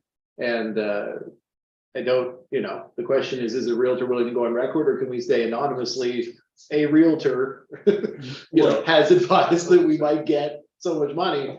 And do we want to have that discussion on the record, I guess? Well, I mean, so, I mean, there was a real, I know that the valuation, the Turner Drake valuation is not in the public domain for obvious reasons. But I think the virtue of having the Turner Drake valuation was that it would establish a minimum price that we could accept legislatively from an organization that where we would decide as a council, we would not maximize the maximum cash value. Could we accept a lower number? Well, we can only accept a lower number legislatively. It has to be backstopped by a market value that we have. So I think that was a valuable process. There is no opportunity for the town to simply give away a community asset. That's just not something that we're even allowed. We're not allowed to do that. So that, but it does set a line in the sand. And then the question is, will private sector investors or anybody, will they leap over that? And to what degree will they? And those are choices the council could deliberate on if we had them. But before we even get there, it would be nice to know, is it the Turner Drake number plus 20%? Is it the Turner Drake number times plus 50%? Will the market pay twice the Turner Drake valuation? I think those are the kinds of questions that I think we would have had an expectation that the real estate professionals would have an opinion on. But then I take the CAO's point that at some point you have to turn that idea, that number, it has to be turned into a plan to actually market it. And of course, just because you ask for it doesn't mean you're going to receive it. And you know, in selling commercial real estate, it's not the same as selling residential, as you all know. So, but I think Dylan, I'm not sure if we can get the first question answered without engaging on the second, or if this is a helpful conversation you would all tonight. Yeah, I mean, Maureen, why don't you jump in? I do think the motion we were given before, at least as it was written, pretty strongly implied that we were retaining them to actually divest the building. So it would be good to intercept that now, if that's not what was No intended. decision was taken. We should be the decision makers on this. And my understanding was that we were retaining someone to bring back an actual package to council to say, this is what it would be. A sold plan of for. how it might be Yeah, done. this would be, yeah. This is what you're asking first. So we're really asking them to do it, not on the notion that they would be involved with the sale. Well, yes. Because that's the critical piece here is like, Well, if the number. we're not inclined to proceed, they don't proceed, they don't get it, but if we proceed, are we not proceeding with them? I mean, I guess that's the part of the question. So I actually, that wasn't actually what I had my hand up for. I'd like to, if I may, read the motion as it stands Good idea. to see if we're circling. Yeah. Okay, so, Motion is still on the floor. that council directs staff to prepare a staff report, including a commercial real estate valuation of the property for sale, the results of a public expression of interest for the old fire hall, and a proposal from staff, including costs to renovate the old fire hall into a long-term public works facility for the April 11th, 2023 council meeting. Does that get all the pieces on the table? That's a price. It's nothing more. Does it help to ask, when you talk about a public call for expressions, to put the word detailed in there? Well, I mean, think we've that's had all something we kinds of have to do. people stand on up and say, well, gee, I'd like to build or whatever. And then when they start to look at the details of it, it Yeah, becomes off. it'll be a few pages, it'll be like, not Yeah. just. Okay. An expression of interest is Okay. a thing, yeah. Is that sort of what we're discussing at this point? Okay, thank you. So it does seem like it will Awesome streamline the question. process to hire. Questions a, been called for? On the motion, Questions been called, questions been called, then we have to go through the procedure to deal with. then the we, question. then. Then I'm we- making another motion. After this. Okay, so as I understand it, when the question's been called, then you go around the council table and anyone who has not had an opportunity to speak will be invited to do so. Well, yeah, I'm not technically one of those people. I just very quickly. No, but you- I get cut off there. So I just very quickly, I just wanted to say, if we're only hiring a realtor to put together a package with no guarantee at all to Commitment to them that them? if we proceed to sale, that they will be involved, that is not going to have a value that would necessitate us going out to a public procedure. So if anything, that will make this quicker. Yes. And I see nodding around the table, so I'm gonna assume the previous direction is now this direction, and that's what we're looking for, and I think that's a much smaller thing, so. Yeah, I think the previous direction should have included a few more specifics, because we keep ending up with piecemeal. It may be because, Attempts at like doing this things. discussion today, it wasn't even on the agenda. Fair enough. Do you have a question? You do, Counselor Carver? You're okay? Oh, I'm fine, thank you. Counselor Feeney's okay? Fine, Mayor. Okay, okay. On that, questions called. All in favor of the motion? Opposed to the motion? Motion's carried. Thank you. Your worship, I'd like to make a motion that until we make a decision on what is to be done with the old fire hall, we store equipment from the public works there, and the public works can use it within reason for what services they need to provide for the town. Okay, seconded by Counselor Now. CAO, John, the question? Well, it's a procedural matter. Go ahead. I feel it's not that I would like to see a decision on this matter again, but we did have this exact motion, or almost this exact motion, put by Councillor Now a couple of meetings ago. And our policy does say that we won't reintroduce a motion unless substantial new information has been considered by council. So in order to determine whether councillors feel that's the case, the policy requires a motion actually be put for reconsideration. So essentially, before the motion that you're putting on the floor can be put to question, a separate procedural motion would need to be adjudicated on, does council feel that the criteria of our policy for reconsideration of this question has been met? And based on that vote passing, this motion could be made. I'm sorry to get arcane with the procedure. I believe we did it new with information came through today, you know, in the last week, that about the storage of the power truck. The one thing, there's information that I didn't know at all, but I mean, councillors that sat around this table and made decision did not know what's happening. So I believe that this is the only time to bring it up again. the entertained motion that there is significant new information to warrant reconsideration. Yes. Thank you. Seconded by Councillor Wilson.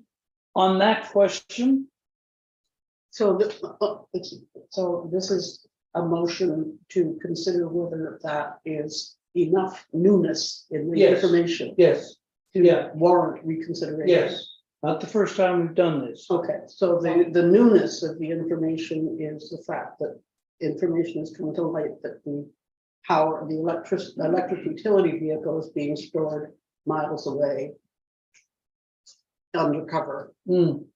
somewhere. And I think there's more of an awareness of the amount of maintenance that's urgently required on the old public works building to make it a safe and secure workplace for staff. So on the motion of new information, okay, you made the motion. You're good, you seconded, Councillor Carver, Yes, I'm okay with. thank you, Yeah. Councillor Feeney, and I am as well, so we now have determined that there's enough sufficient new information on the issue of the Public Works organization, their vehicles and whatnot going into the fire hall until some determination is made around that. On that motion, all in favor? Motion is carried. Okay.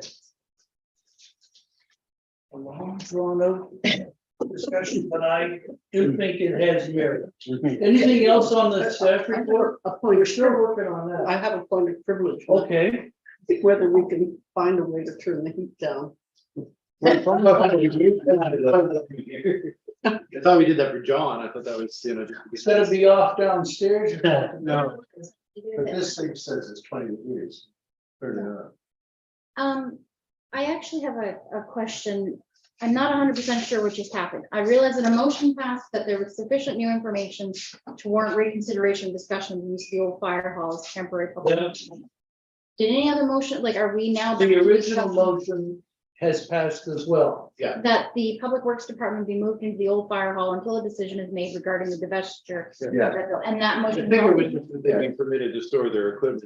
Or, and use it, And she- and use it for purposes needed for maintenance of the. But they're not actually moving from here to there. They're just. Okay, putting- Public Works Department be permitted to store their equipment.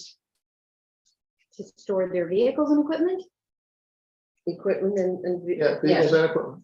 Okay, in the old And, one, okay. and use it for purposes necessary for operations of the town. Okay. That was the motion. Councillor Wilson. I have one more item on this report, and I promise you it does not require a motion. Okay. I would like to point out that after 24, 25, 26, 27 months, we still have, are still losing about 2/3 of our water from Oakland Lake. We have a notice somewhere in the minutes that says that there's a watch on to make sure it doesn't get too low this summer. And we are still looking at the Q1 numbers for water loss from last year. And I just despair because I don't understand why a manager of a water utility would not want to know how much water was getting from A to B. Or if, why they would not be able to provide it when council asks for it. Yeah, every month. I mean, I'll certainly take responsibility for the reporting issue. We've been short-staffed in water. I'm glad to say we're not anymore, and there's no reason we shouldn't have had this quarterly update in there. I got back a couple days before this was completed from leave, so I didn't push Scott on it when I realized that it wasn't there, but we'll have it for the next time. But with all due respect, Your Worship, a manager of a water utility, that should be among the first numbers he wants to see at the end of every month. It Well, and just- he does have access to that information. I think what's being missed is the public reporting. Does anybody know if we're making any progress? I don't think that's significant, but we saw significant, like a verifiable improvement based on 3 leaks that were detected last year, and 2 of them have been, to my knowledge, addressed. But it's not, I mean, you know, on the order of what you're talking about. I think we've been clear that major capital investment would be needed.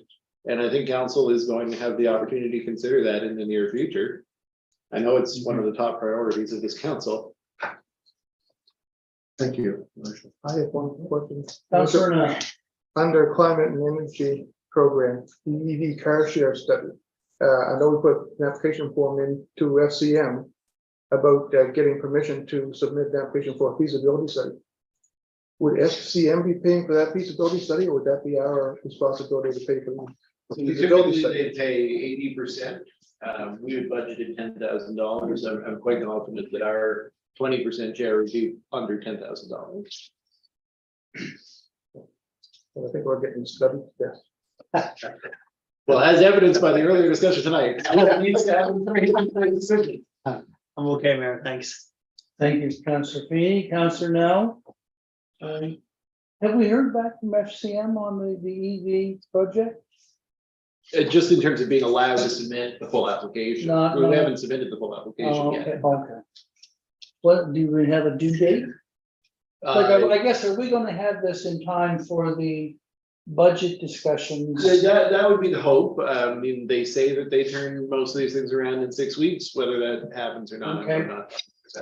All right, Mayor, if you don't mind, I'd move that we Yeah, go for it. accept the staff report for the month of January for information for purposes. information purposes. Do we have a seconder? Councillor Carver seconds. All in favor? Excellent. Motion's carried. Okay, You said this meeting was gonna be 8:30. you did. I vote to like, Can you that we muzzle councillors. get the- Well, I mean, yeah, fair enough. CAO a stick. and then- If you don't talk about it now, it just shows up in the newspaper as I a know. story, and you don't have a chance to talk about it then. Okay, Mayor, I'd move that we defer item 6.2 to the meeting of February 7th. okay. Do we have a seconder? Councillor Now seconds, all in Can I favor? just comment on, not that you shouldn't defer it, but the motion was just to refer to budget. Anyway, you can defer it, but. Well, I think probably, We need to have some discussion on fair- this. fair enough. No, I thought- I Can't trying to just be dump it all respectful. on budget. Yeah, I know this is one. You've got the 2-year-old at home. Fair enough. We'll talk about this next meeting. Staff report on the assistance with heating costs. Did we vote on that previous? Oh, to defer? I think not. no, we didn't. Good, okay, thank you. Assistance with heating costs. Staff report, So just to briefly speak to this one, we have been asked by council back in the fall to investigate options, a range of options, I guess, 3 different things. Assistance from third parties that would be available to residents dealing with increased heating costs this winter. The possibility of our finance department providing some bill payment assistance options for people in that position, and then the possibility of the town's own home warming program, or sorry, home program being potentially, I guess, having a little extra juice put behind it. May have been Kelly's wording at the time. So those are all intended to be addressed with this report. The recommendation of the report is essentially one step short of saying, put these things into place. Because there is a need to get a legal confirmation with respect to the way in which the town would be providing these forms of assistance, essentially direct rebating. Like, I know that Charlottetown offers a direct rebate in this form, but they're in Prince Edward Island. So I can't necessarily comment that constructed in that way can be done under the MGA without running that by for legal opinion. And similarly, the electric utility obviously is regulated in the interest that they charge. And the idea of a 12-month payment arrangement as presented here would essentially remove that interest rate from applying. Ashley's done a lot to give you guys some perspective as to what it will cost for the town to subsidize those interest rates. But we would also have to confirm that the town would be permitted to do that on behalf of those, whether it be residents or ratepayers. The department is recommending ratepayers. The town would be the one doing it. So just to make the distinction between residents and ratepayers. So the rebates on the home program, is that with the heat pumps? Yes, essentially per heat pump would there be a rebate? I think one thing we have to look at with regard to the heat pumps that we're supporting is, and I don't know how many people are aware of it, but heat pumps are not considered a primary source in a house or a building. Insurance company will not cover it. So I run into that problem with mine. I need an oil tank, and they said, no, heat pump doesn't cover, you have to replace and do something with it, the oil. So, you know, I'm not sure how good a program this is if people still have to maintain their oil-fired furnaces and everything. Your worship, I mean, Yes, please. yeah, there is I understand your concern and it's valid. But there is a subtlety, and that is that you can, as long as you have your oil system and it's functional, you can heat your house with whatever you want. It's just the insurance Yeah, the company. insurance insists company on won't everything recognize you it. working. So you might not, my neighbor, for example, buys $200 worth of oil a year. But some you have to remove the old in order to qualify for some of the grants, but they're not. No, your oil system is fine, but if you put in, for example, a heat pump, it's. I'm just saying that people might think that they don't have to worry about their oil system, but if your tank becomes 15 years old, then replace it. So, and just on that note, because it is a gap, like, let's say a resident is facing a replacement of an oil furnace. Our program doesn't support the decision to convert to electrical, which would be at that time a combination of presumably baseboard or radiator heating, something fossil fuel burning and heat pumps. So you could have the backup and the primary. But we are currently, and council's already directed us to do this, we've reached out to FCM along with Berwick and Antigonish to look at ways that our home program could be enhanced. One of those ways would be, and this is quite typical within the PACE programs that you'll find in other units, that we could actually support a larger package of renovations, potentially including replacing someone's primary heating source, as long as the eventual package provided a return to that homeowner that was going to justify them making the switch. From our perspective, the benefit of bringing a fossil fuel using customer over to the electrical utility is twofold. It's financially beneficial to the utility, but it also, because of the greening of our supply, eliminates a tremendous amount of the emissions coming from that home. So our program could be there for somebody dealing with a furnace that's at the end of its life. But we're currently engaged in looking at how that program could be expanded. It won't be there for the immediate term. This, and that was a report we offered back in December. This is just what can we do right now with the existing program? Well, the existing program is just a heat pump installation program, but we could help to make it more appealing to people by rebating the interest that they would be charged essentially. That's the situation I'm in. I'm looking at actually putting an electric furnace in, Yeah, see what the cost is. you may be able to get some assistance still through Efficiency Nova Scotia. I would encourage you to look into that. Councillor Carter. Thank you. I have a question for the CAO about the bill payment program. It's sort of in the middle of the report somewhere. And it's my understanding that people can sign up for equal monthly billing plan already. It's not as if it would be something new, because I mean, I do that. I personally pay my electricity and water bills every month on an equal billing plan.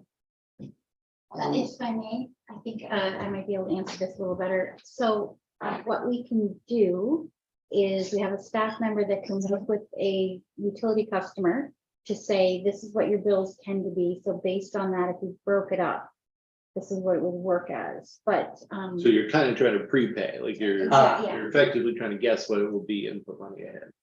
Yes, so given that, and not everybody is aware of that option. And I have to say that I greatly appreciate it.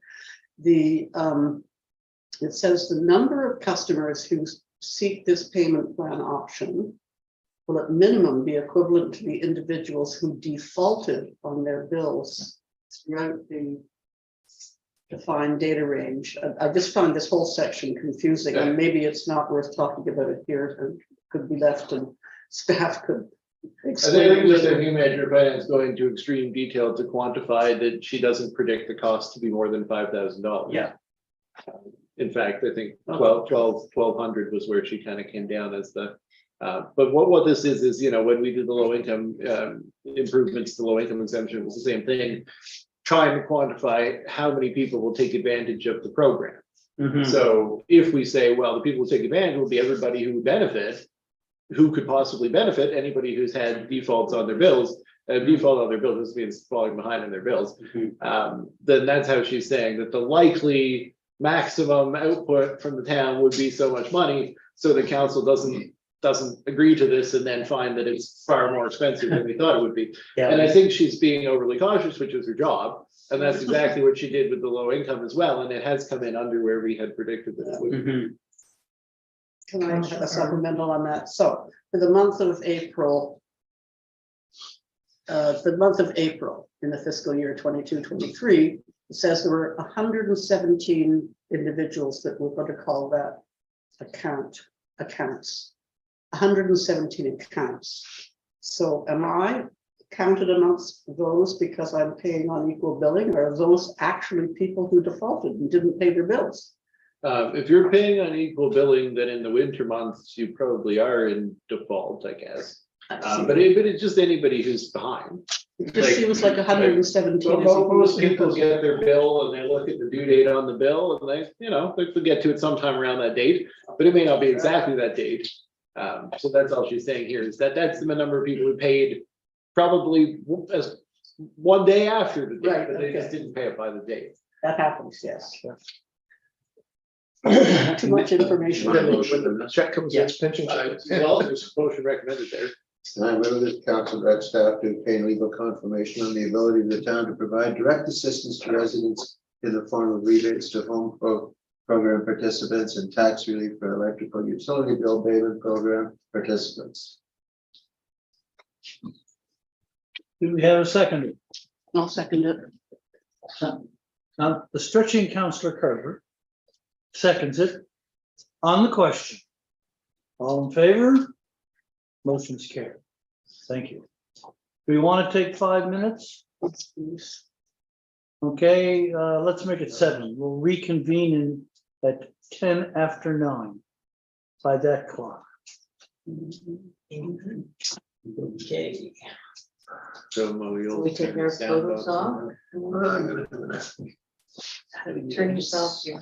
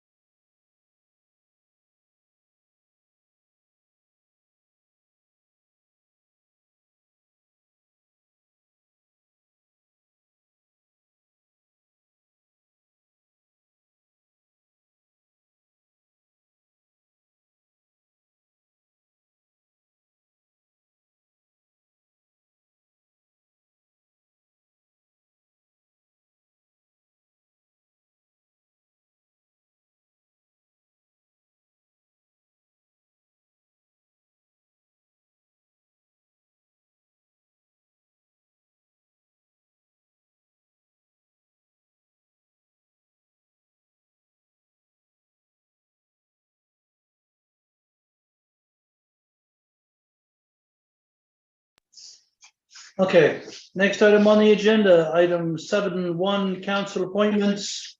There's a situation around Region 6.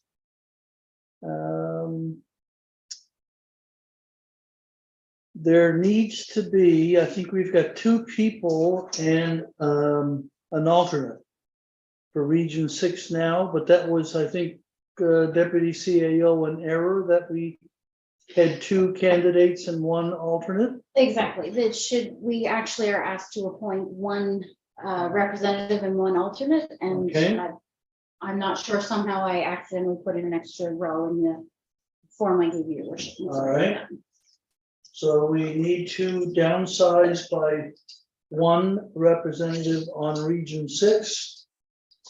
Do we have a Region 6 volunteer? You had asked for Region 6, I think. I had asked for MJSB and then ended up with MJSB and Region 6. And is So I had Councillor actually, Neal- Region 6, so I've been on for a while. Okay, So you asked for it. all right. I'm happy not to. If you're happy to, Yeah. you're happy to I'm be happy Region to. 6. Okay, There. thank you, Councilor Carver. I was gonna mention that when I saw it come out, and I thought, well, maybe I'm wrong, that was supposed to be. Okay. Although there is merit in recycling people, so. Mhm, yes. Anyway, so does that mean, so there's no alternate?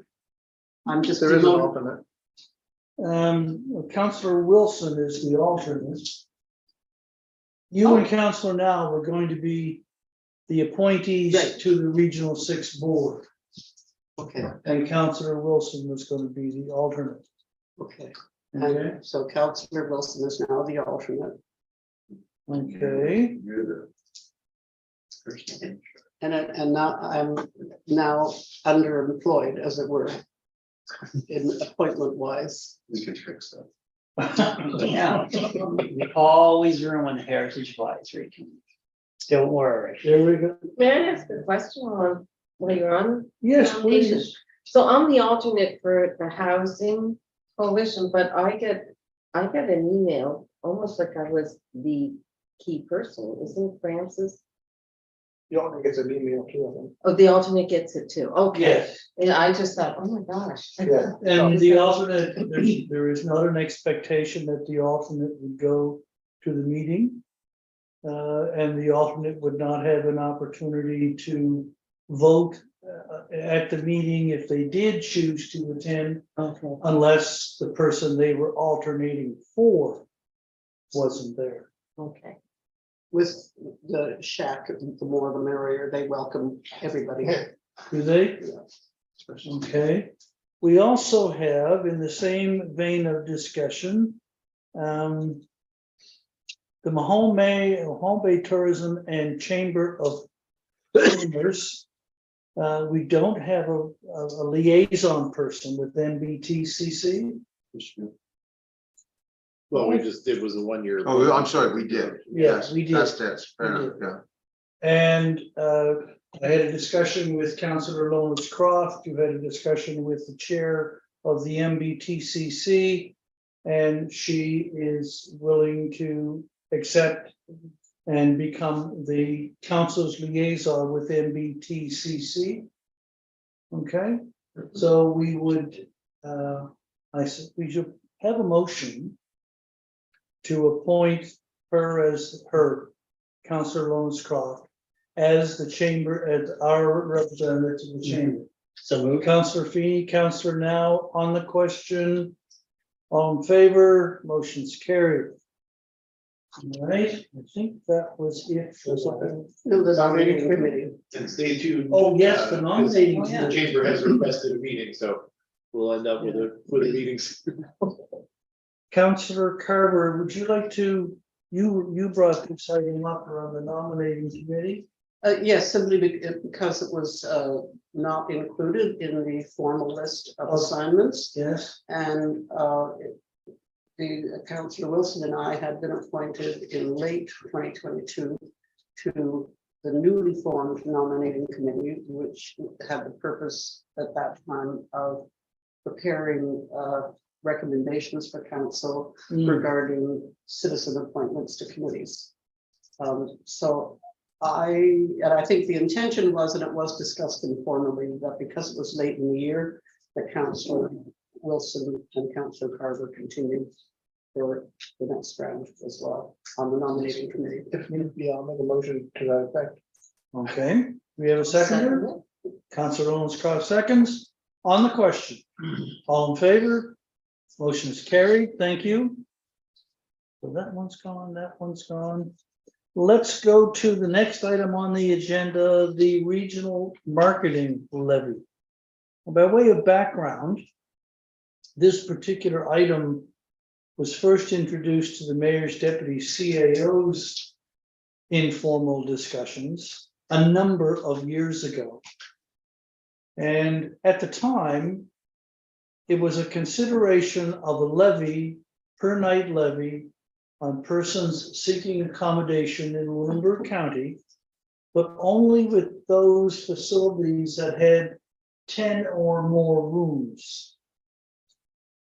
The intent was that the monies raised would be handed off to the Lunenburg County Tourism Association to fund their activities.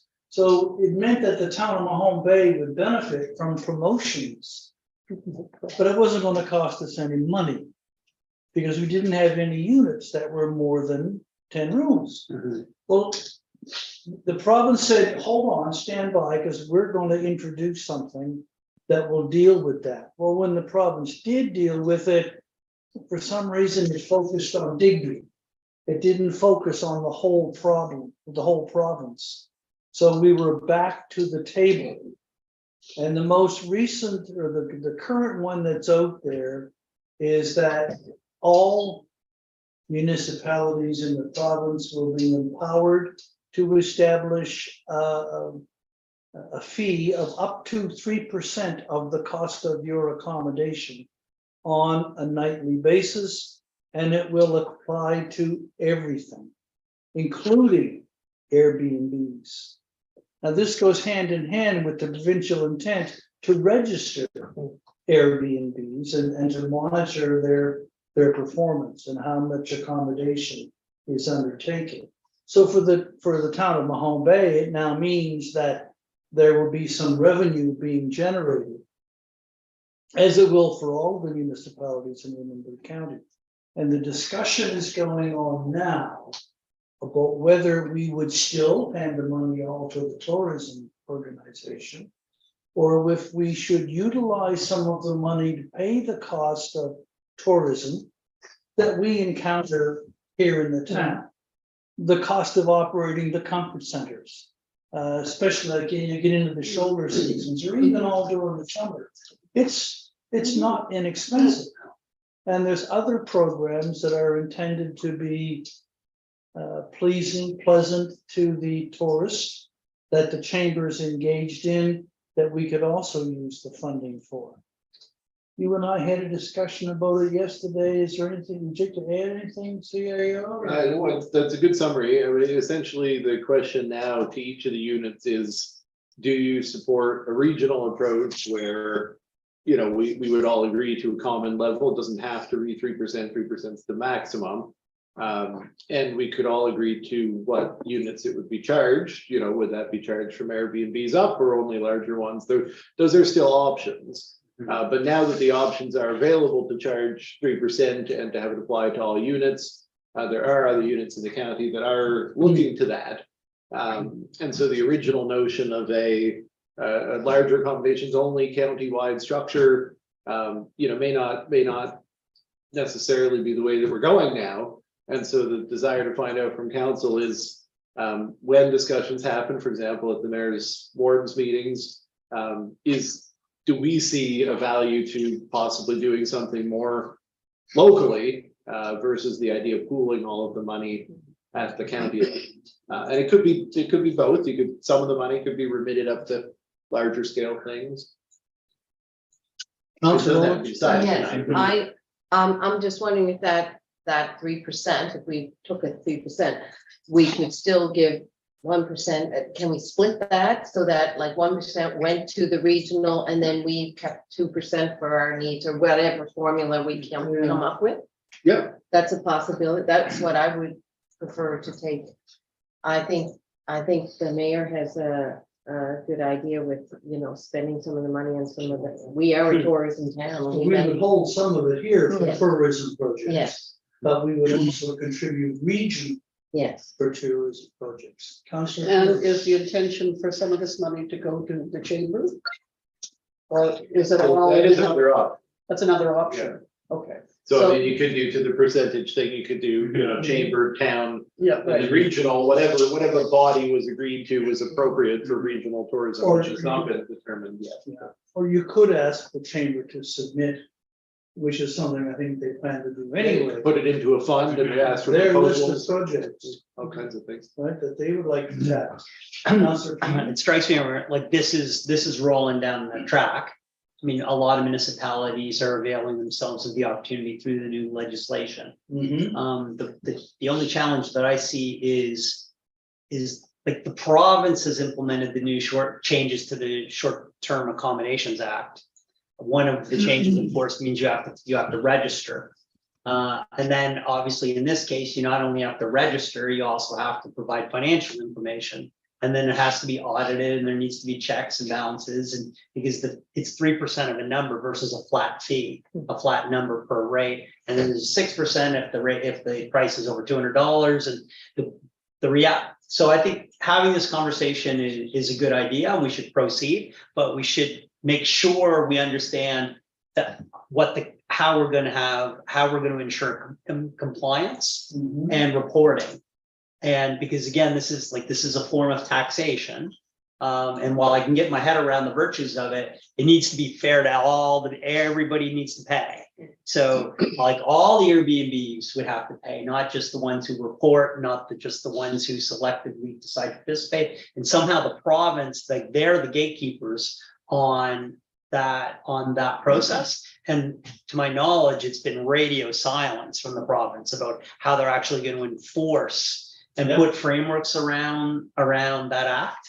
So I think this is great. We should proceed with the conversations, but the idea that we are going to be benefiting from revenue this summer, I think, is a fool's errand, because I think the province is they're legislate first, and the implementation and figuring out how the enforcement, that's going to be a while, I think, before that starts rolling down the track to catch up.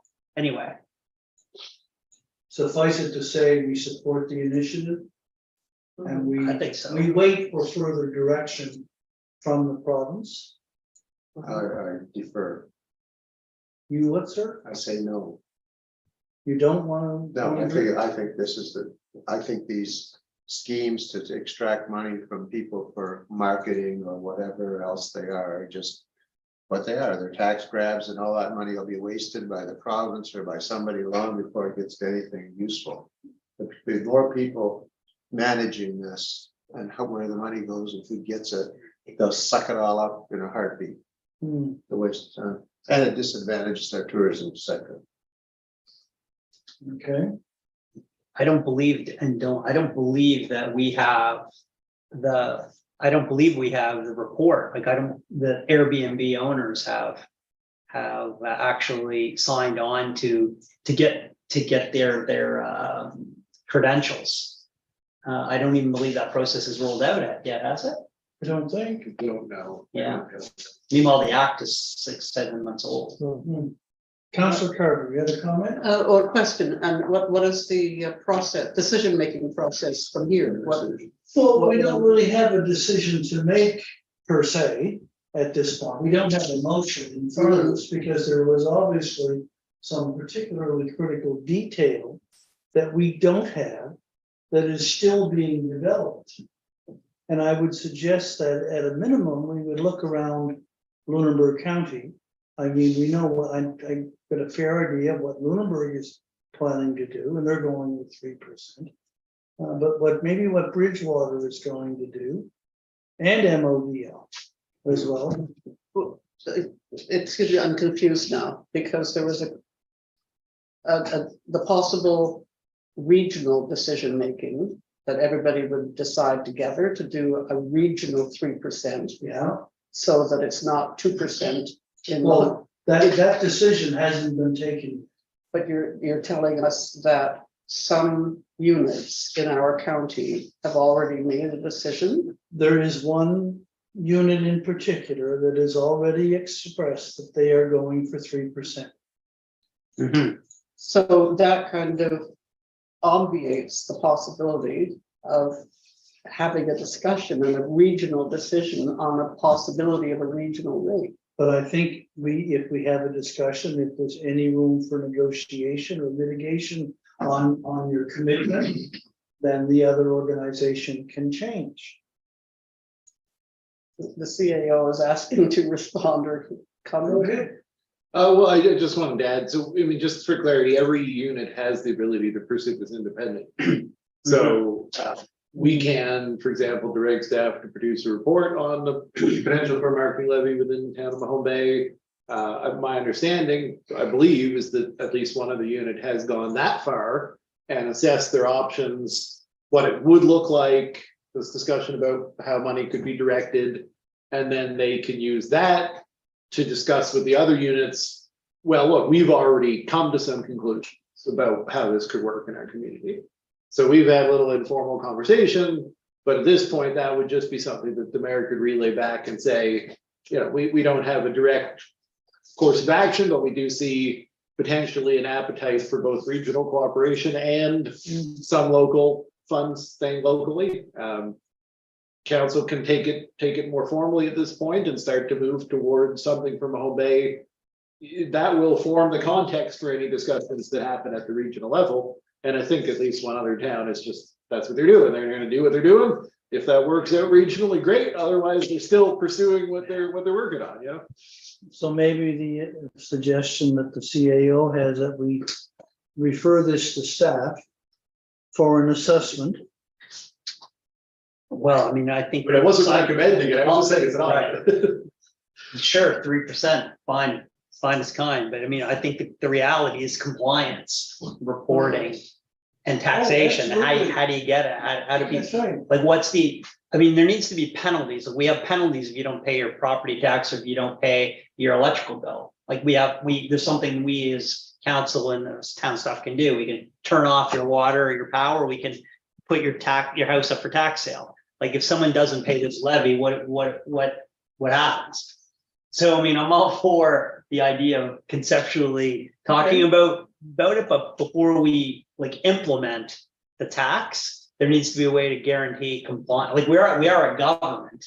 Like this isn't a fee. I think this is maybe it is a fee. Maybe it is a collect it if you can. Kind of keep Levy has always been a different, like it's a slightly different, use that word on purpose, but to your point though, Joe, I think if there's information council needs, you should direct staff, I hate to say this, to produce a report in order to try to provide some of that context. And if it's not available as of yet, then the report, presumably not given a timeline, won't be produced if that information is not available. But as soon as we can put together a report, if the direction's been provided, then we will. I think that a motion to that effect should include something about a report that really talks about any updates that the council on the status of the new short-term accommodation act. And which requires, which to my knowledge requires Airbnb owners to register with the town. And to add. Half of the problem. Oh, It's right. I thought it was with the municipality, because the municipalities had the ability, I thought that anyway, we don't have to litigate that tonight, but I do think that the town would receive an information of these homes are Airbnbs, and therefore you can tax accordingly. So there's a madness there's a means to the madness about why they get it. These things are inextricably linked in my mind. Like the 3% is an interesting conversation. We should absolutely have that, proceed, go with 3%, sounds good to me. I take Councilor Wilson's point. I think the cost of compliance is going to be immense. But anyway. Let's have a motion to direct staff to do just that, to find out what those implementation details might be. I'll make that motion. Thank you, Councillor Carver. Do we have a seconder? All right. That might just, Yes. that might just get cut and paste from the website. Okay, Right. so the motion is that council direct staff provide a report regarding what is it about the marketing levy? I Regarding lost it. potential implementation of a marketing levy. Marketing levy. And interaction with the short-term rental legislation. Yeah. It's Short-term accommodations act, I think is, The registry Yeah. point and, Yeah. yeah. Yeah. they're supposed to have, Yeah, think it's my right. understanding from the way this was pitched, and this was years ago, was that it would be the province that was going to be collecting.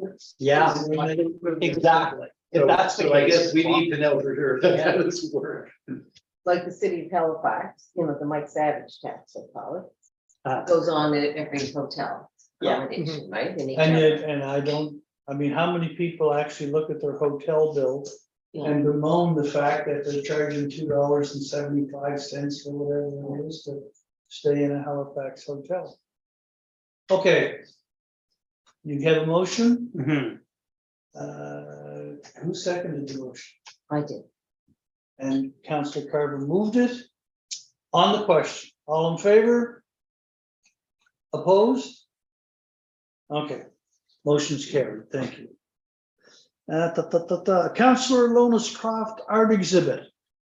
Okay, I gotta get on that one. Let me see. I think I remember most of it anyway. I was at the last Tuesday council meeting. I was asked to put together some information about the artist Rebecca Fisk and find some information, and I took it to the staff, and they did up the report that you were present. It's basically the report I gave them. One of my recommendations is, looking for funding for this. It will cost. There is an honorarium that I would like to see paid to the artist, because she is a professional. And I think also if we need to have people in attendance to be at the gallery at certain hours, that would probably, my suggestion would be just weekends, the night of the opening reception, and by appointment. So if a group wanted to come, like a classroom, which I've also recommended, it take place during the school year, so that students can walk there and see the exhibit themselves. So what I would like to put a motion forward, that council direct staff to prepare a report with information for council on the cost and potential funding opportunities to cover logistics such as rental fees, opening reception and honoraria, for the town to host an exhibit of There's No One Story of Black Girlhood, a series of paintings by Rebecca Fisk. Thank you. Do we have a second? Councillor Feeney seconds. On the question. Councillor Wilson, No, I was just pointing at Bill because he has his hand up. Sorry. I'll get to him. No, that's what I was doing. I'm done. No, please. Do I have something to say? Yeah, or you're just pointing out that he does. Yeah. I apologize, Mr. Hyde. Well, I very much look forward to working with ANSA again, any opportunity to get through the Office of Nova Scotian Affairs. We did a lot of work with them when I was in Shelburne. I just wanted to comment that a lot of the time these are approached as a regional thing. So I wondered if there's an appetite, it's just an informal question as to whether I should cover this in the report, to contemplate cooperation with MODL or Lunenburg or anyone else in hosting this event. Chester and Lunenburg have done it. Lunenburg Art Gallery did it in the fall. And I was to this show last spring in Chester. Okay. And the artist is living in Mahone Bay and does these paintings in Mahone Bay, High Street? on Rice Street. Yeah. Welcome. I think Or she's welcome, not sir. Welcome. Okay, well, I'll approach you with that in mind. Thank you. Yeah, That's good. So, I think it's a great opportunity. It came up out of a situation that we were talking about at council and from a correspondence, and that we thought, what can we do? Okay. Councillor Carver. Well, and I think it's a really interesting opportunity for the town to host or collaborate with another group in hosting. The other two unit places that you mentioned were hosted by art galleries. Yes. So I think, and particularly given our strategic plan and our mission and our values, that it would really fit well for us right now to and in the context of developing anti-racism strategies with our anti-racism committee when it comes to fruition. I really support. I think it's a really good initiative for the town to do either on its own or collaboratively with another organization. And it is slightly different from just the exhibit, as I understand it, because it would be the exhibit being done as a way of recognizing Emancipation Day. Yeah, That's the connection to African Nova Scotia Yes. Affairs. Yes, Yeah. except that's August 1st, or the first Monday in August, and school is, I really would like the school students to have an opportunity to see this exhibit as well, so the chances of them going in the summer to an exhibit may decrease if we hold it in October, in August. That's my only concern about. Is it too soon to do anything in February with the? Well, we talked about Black culture, we wouldn't get that together for Black History Month, Okay, which is February. And as it does have grants to support events for the recognition of that as well, Yes, where yes. it's too close. So I'm sure there's some kind of grants that we could work with African Affairs. I mean, if it's an ongoing display, Yeah. it could start in August Yes, and maybe continue into the first week of the school year. So well, that that's true maybe too. that would be the option. Yes. But yeah, we'll do a report. I yeah. appreciate the extra context. I can always sit down with you and have a chat about it at some point. Sure. Well, it was just a comment on that idea of continuing into September. Is that it would depend also on the rental venue, whether that's possible. But anyway, that'll be in the report. Yeah, that's possible, yeah. okay. So we have a motion on the floor, do we not? I think we do. All in favor? The motion is carried. Yeah. All righty. Let's go to the committee reports, the Asset Management Committee of November 17th and also of December 15th. In the interest of time and given that none of these reports have motions attached, could I move that all three reports be accepted as presented? You can. You'll second it. Any on the question? All in favor? Motion's carried. Mayor, under new business, can council councilors make a motion under new Only a business? notice the next meeting.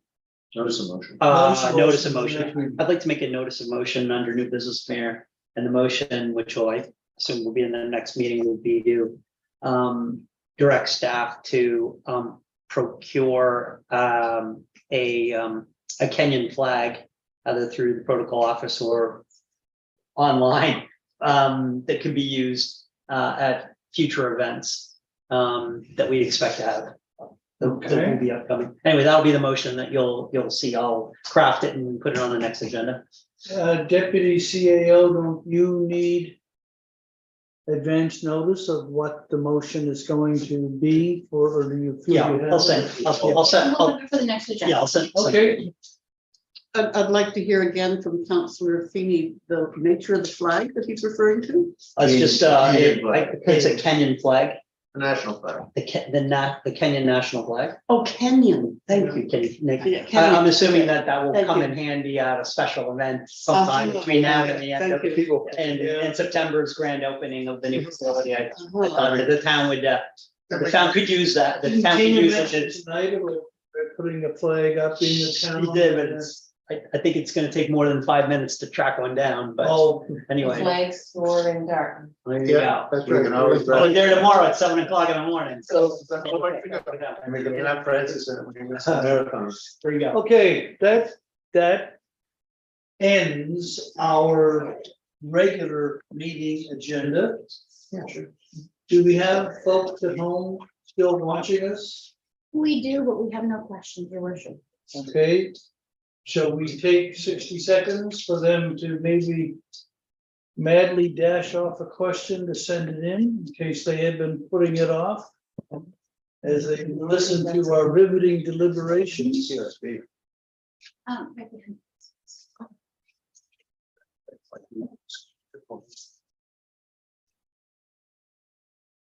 First of all, 21%. Still at 21%. Okay, so we'll take 60 seconds in case someone else, somebody out there has a question.